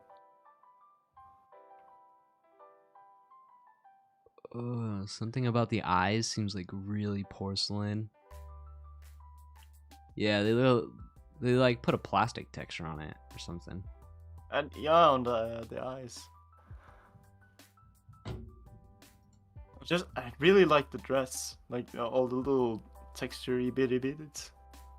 Yeah, the dress was good.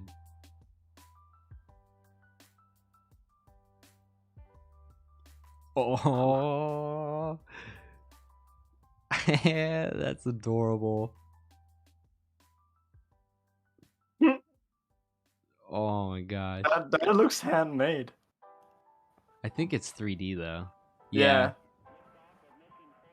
Dude, you can even do like stop motion in 3D now. Ooh, like the Lego movie. Yeah. That reminds me, I heard like a horror story of The Lego movie?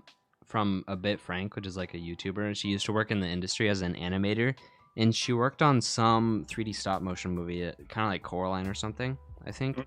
And for months, like they made all the newbies. Their job was just to like mask out little individual hairs on every single frame of the movie.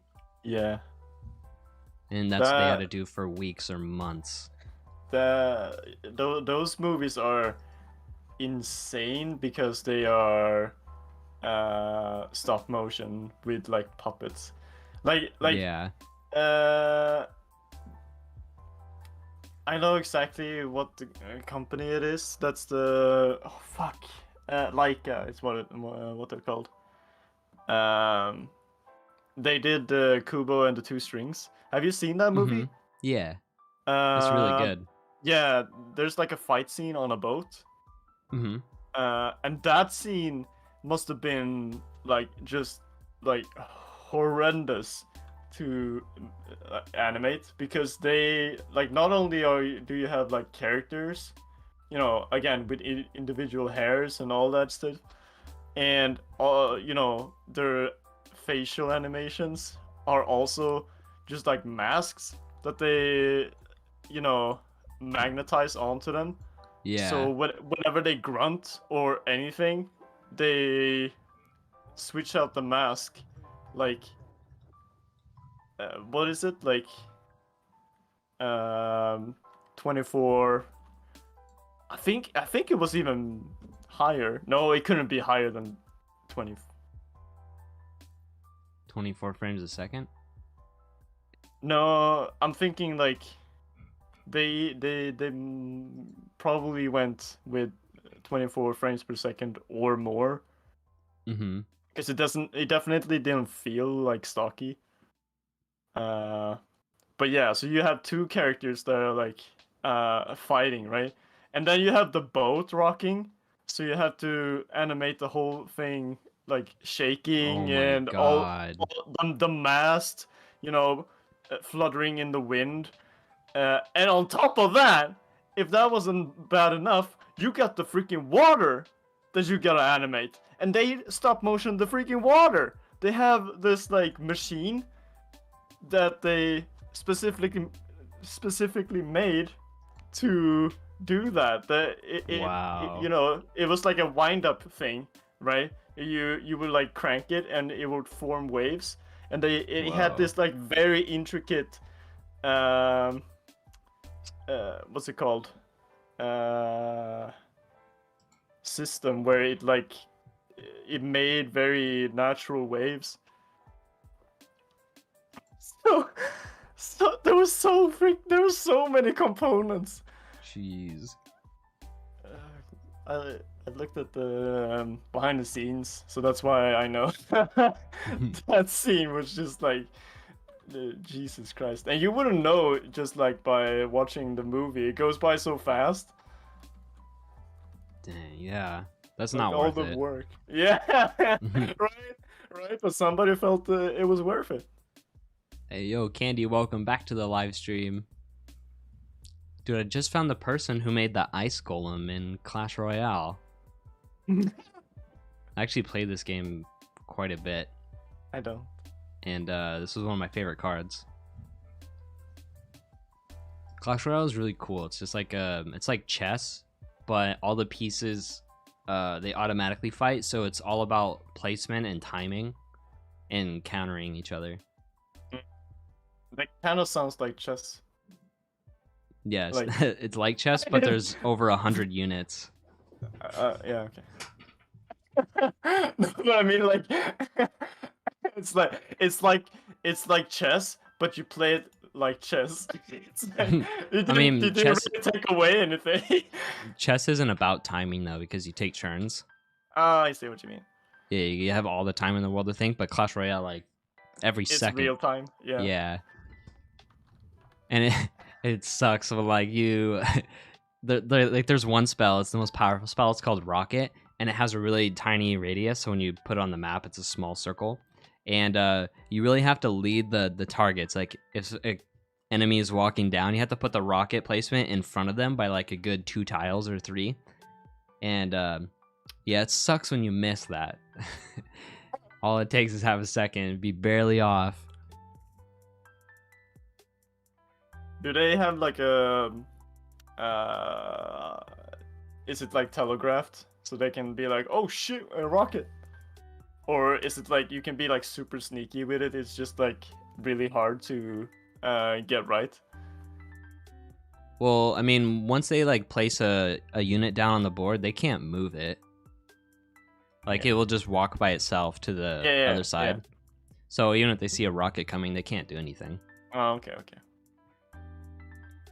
I always like that. Like, you know, when I pick characters, I always want to pick characters that are like the least telegraphed, or like, because I want to be sneaky with my like with my trump cards. I don't want, like, if I'm playing, I can't really play grapplers in like fighting games, because like I get too greedy for the grab. I'm like, I want to do the grab. This is the whole reason I picked the character. I want to do the grab, and they know I want to do the grab. So they're like, all right, I'm just going to jump every time, because I know jump beats grab, and you're always going to do the grab. You can be sneaky in Clash Royale by having the rocket in your deck, but never play it until the end, because a lot of the times you attack each other's towers in that game, and a lot of the times each tower is really low on health, and you're just like trying to get that last bit of damage done. But you could really surprise them just by launching a rocket right to their tower, and you win the game.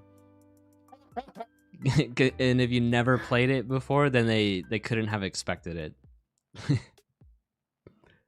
It's called the pocket rocket. You just kept it in your pocket the whole time. They calculate. They're like, yes, I'm gonna survive this like assault, and then they're gonna be defenseless, and it's just like.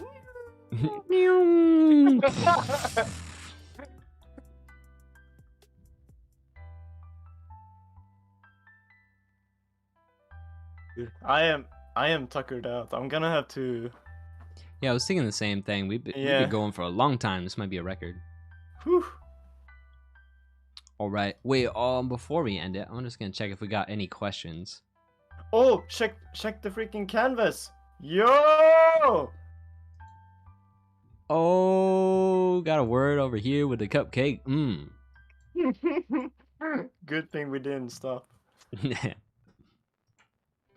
I'm gonna check the speak pipe real quick too, before we end it.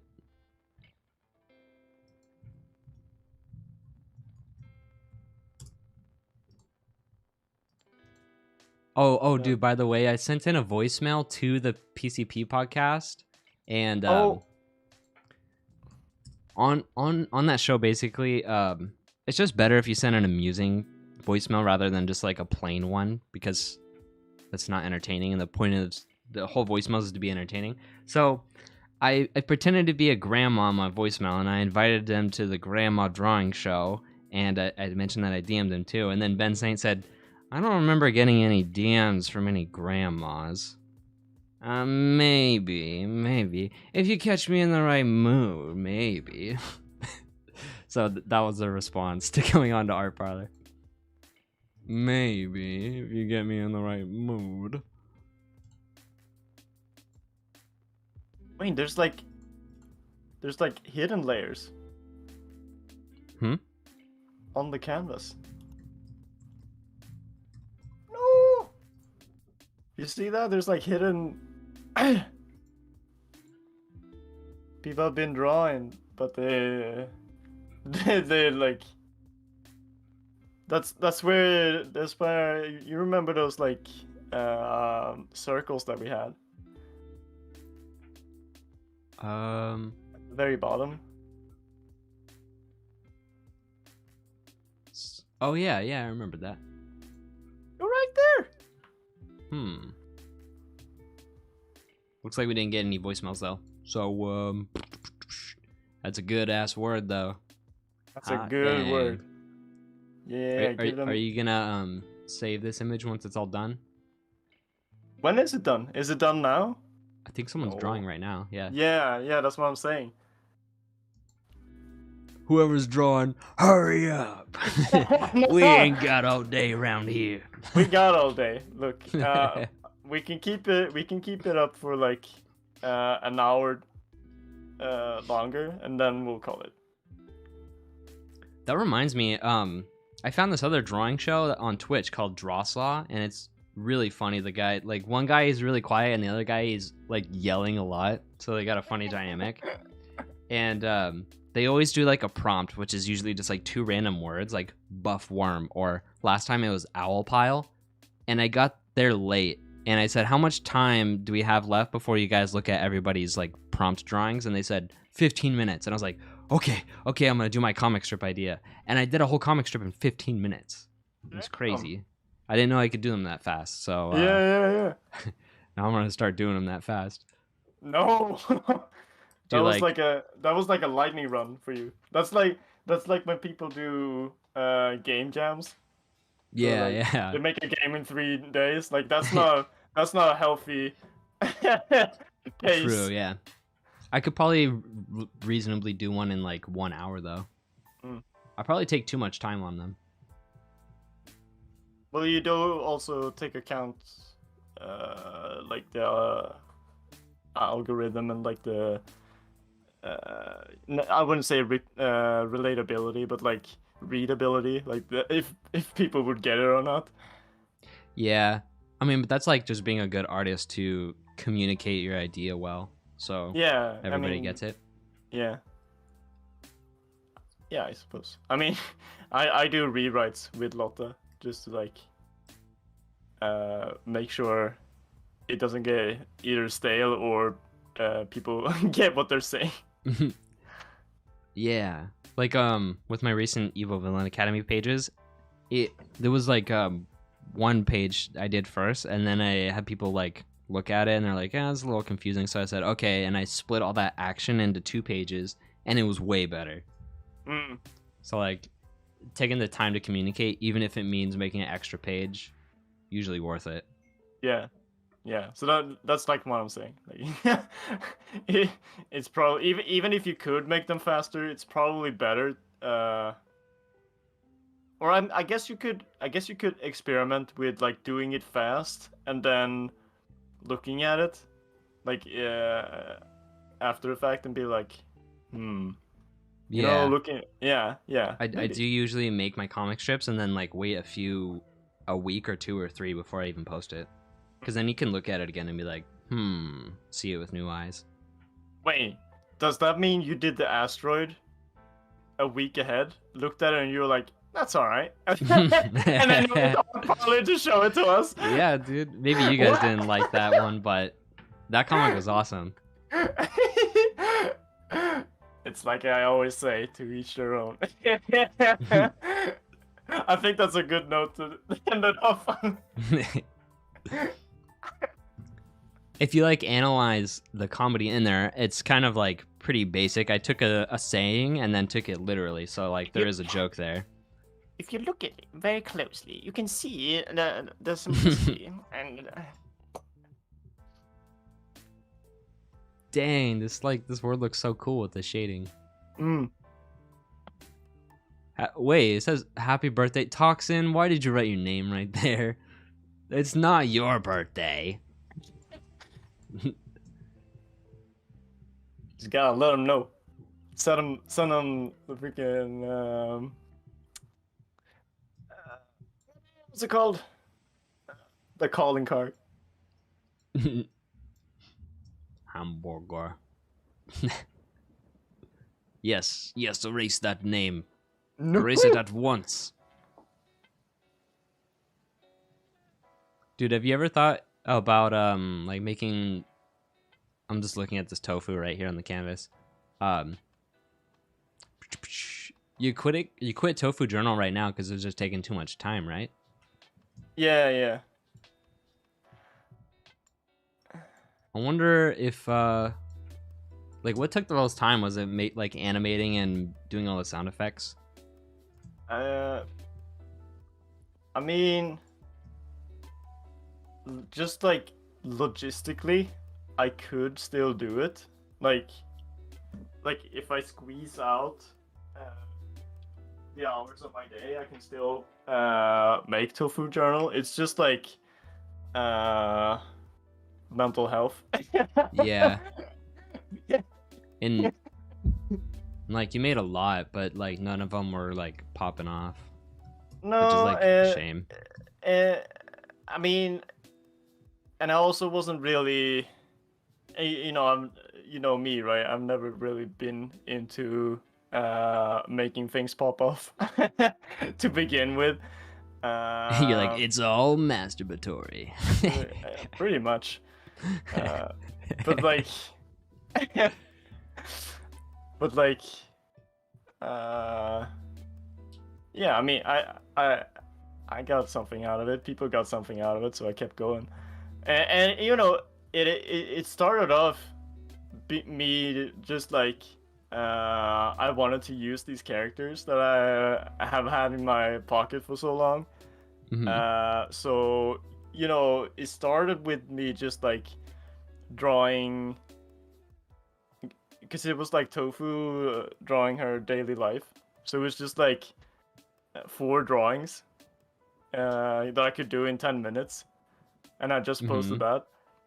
But then you were like, dude, you should animate them. And I was like, yeah, I guess I could do that.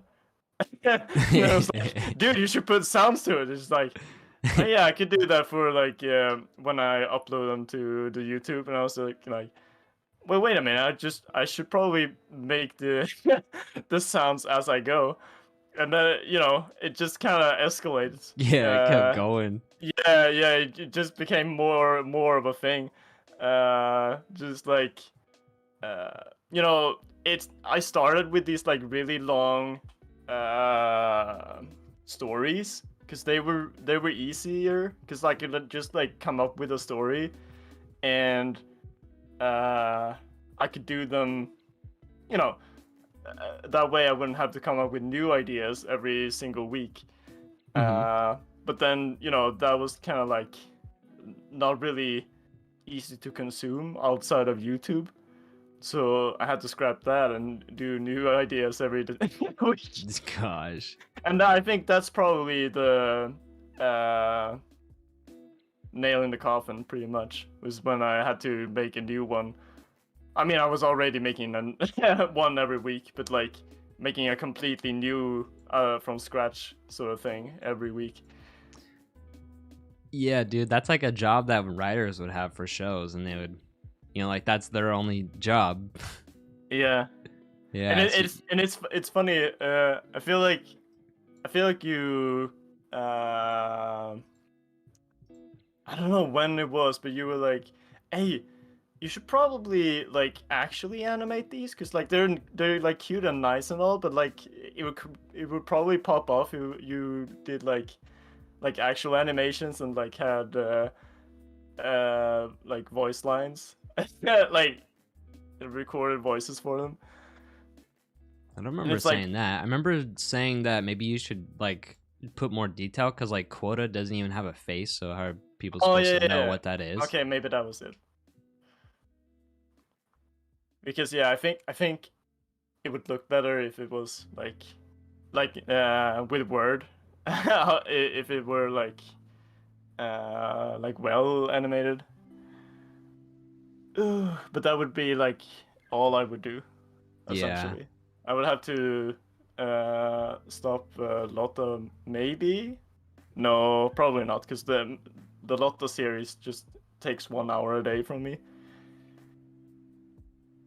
Dang, just 1 hour and you make 2 pages a week. Dang. Yeah.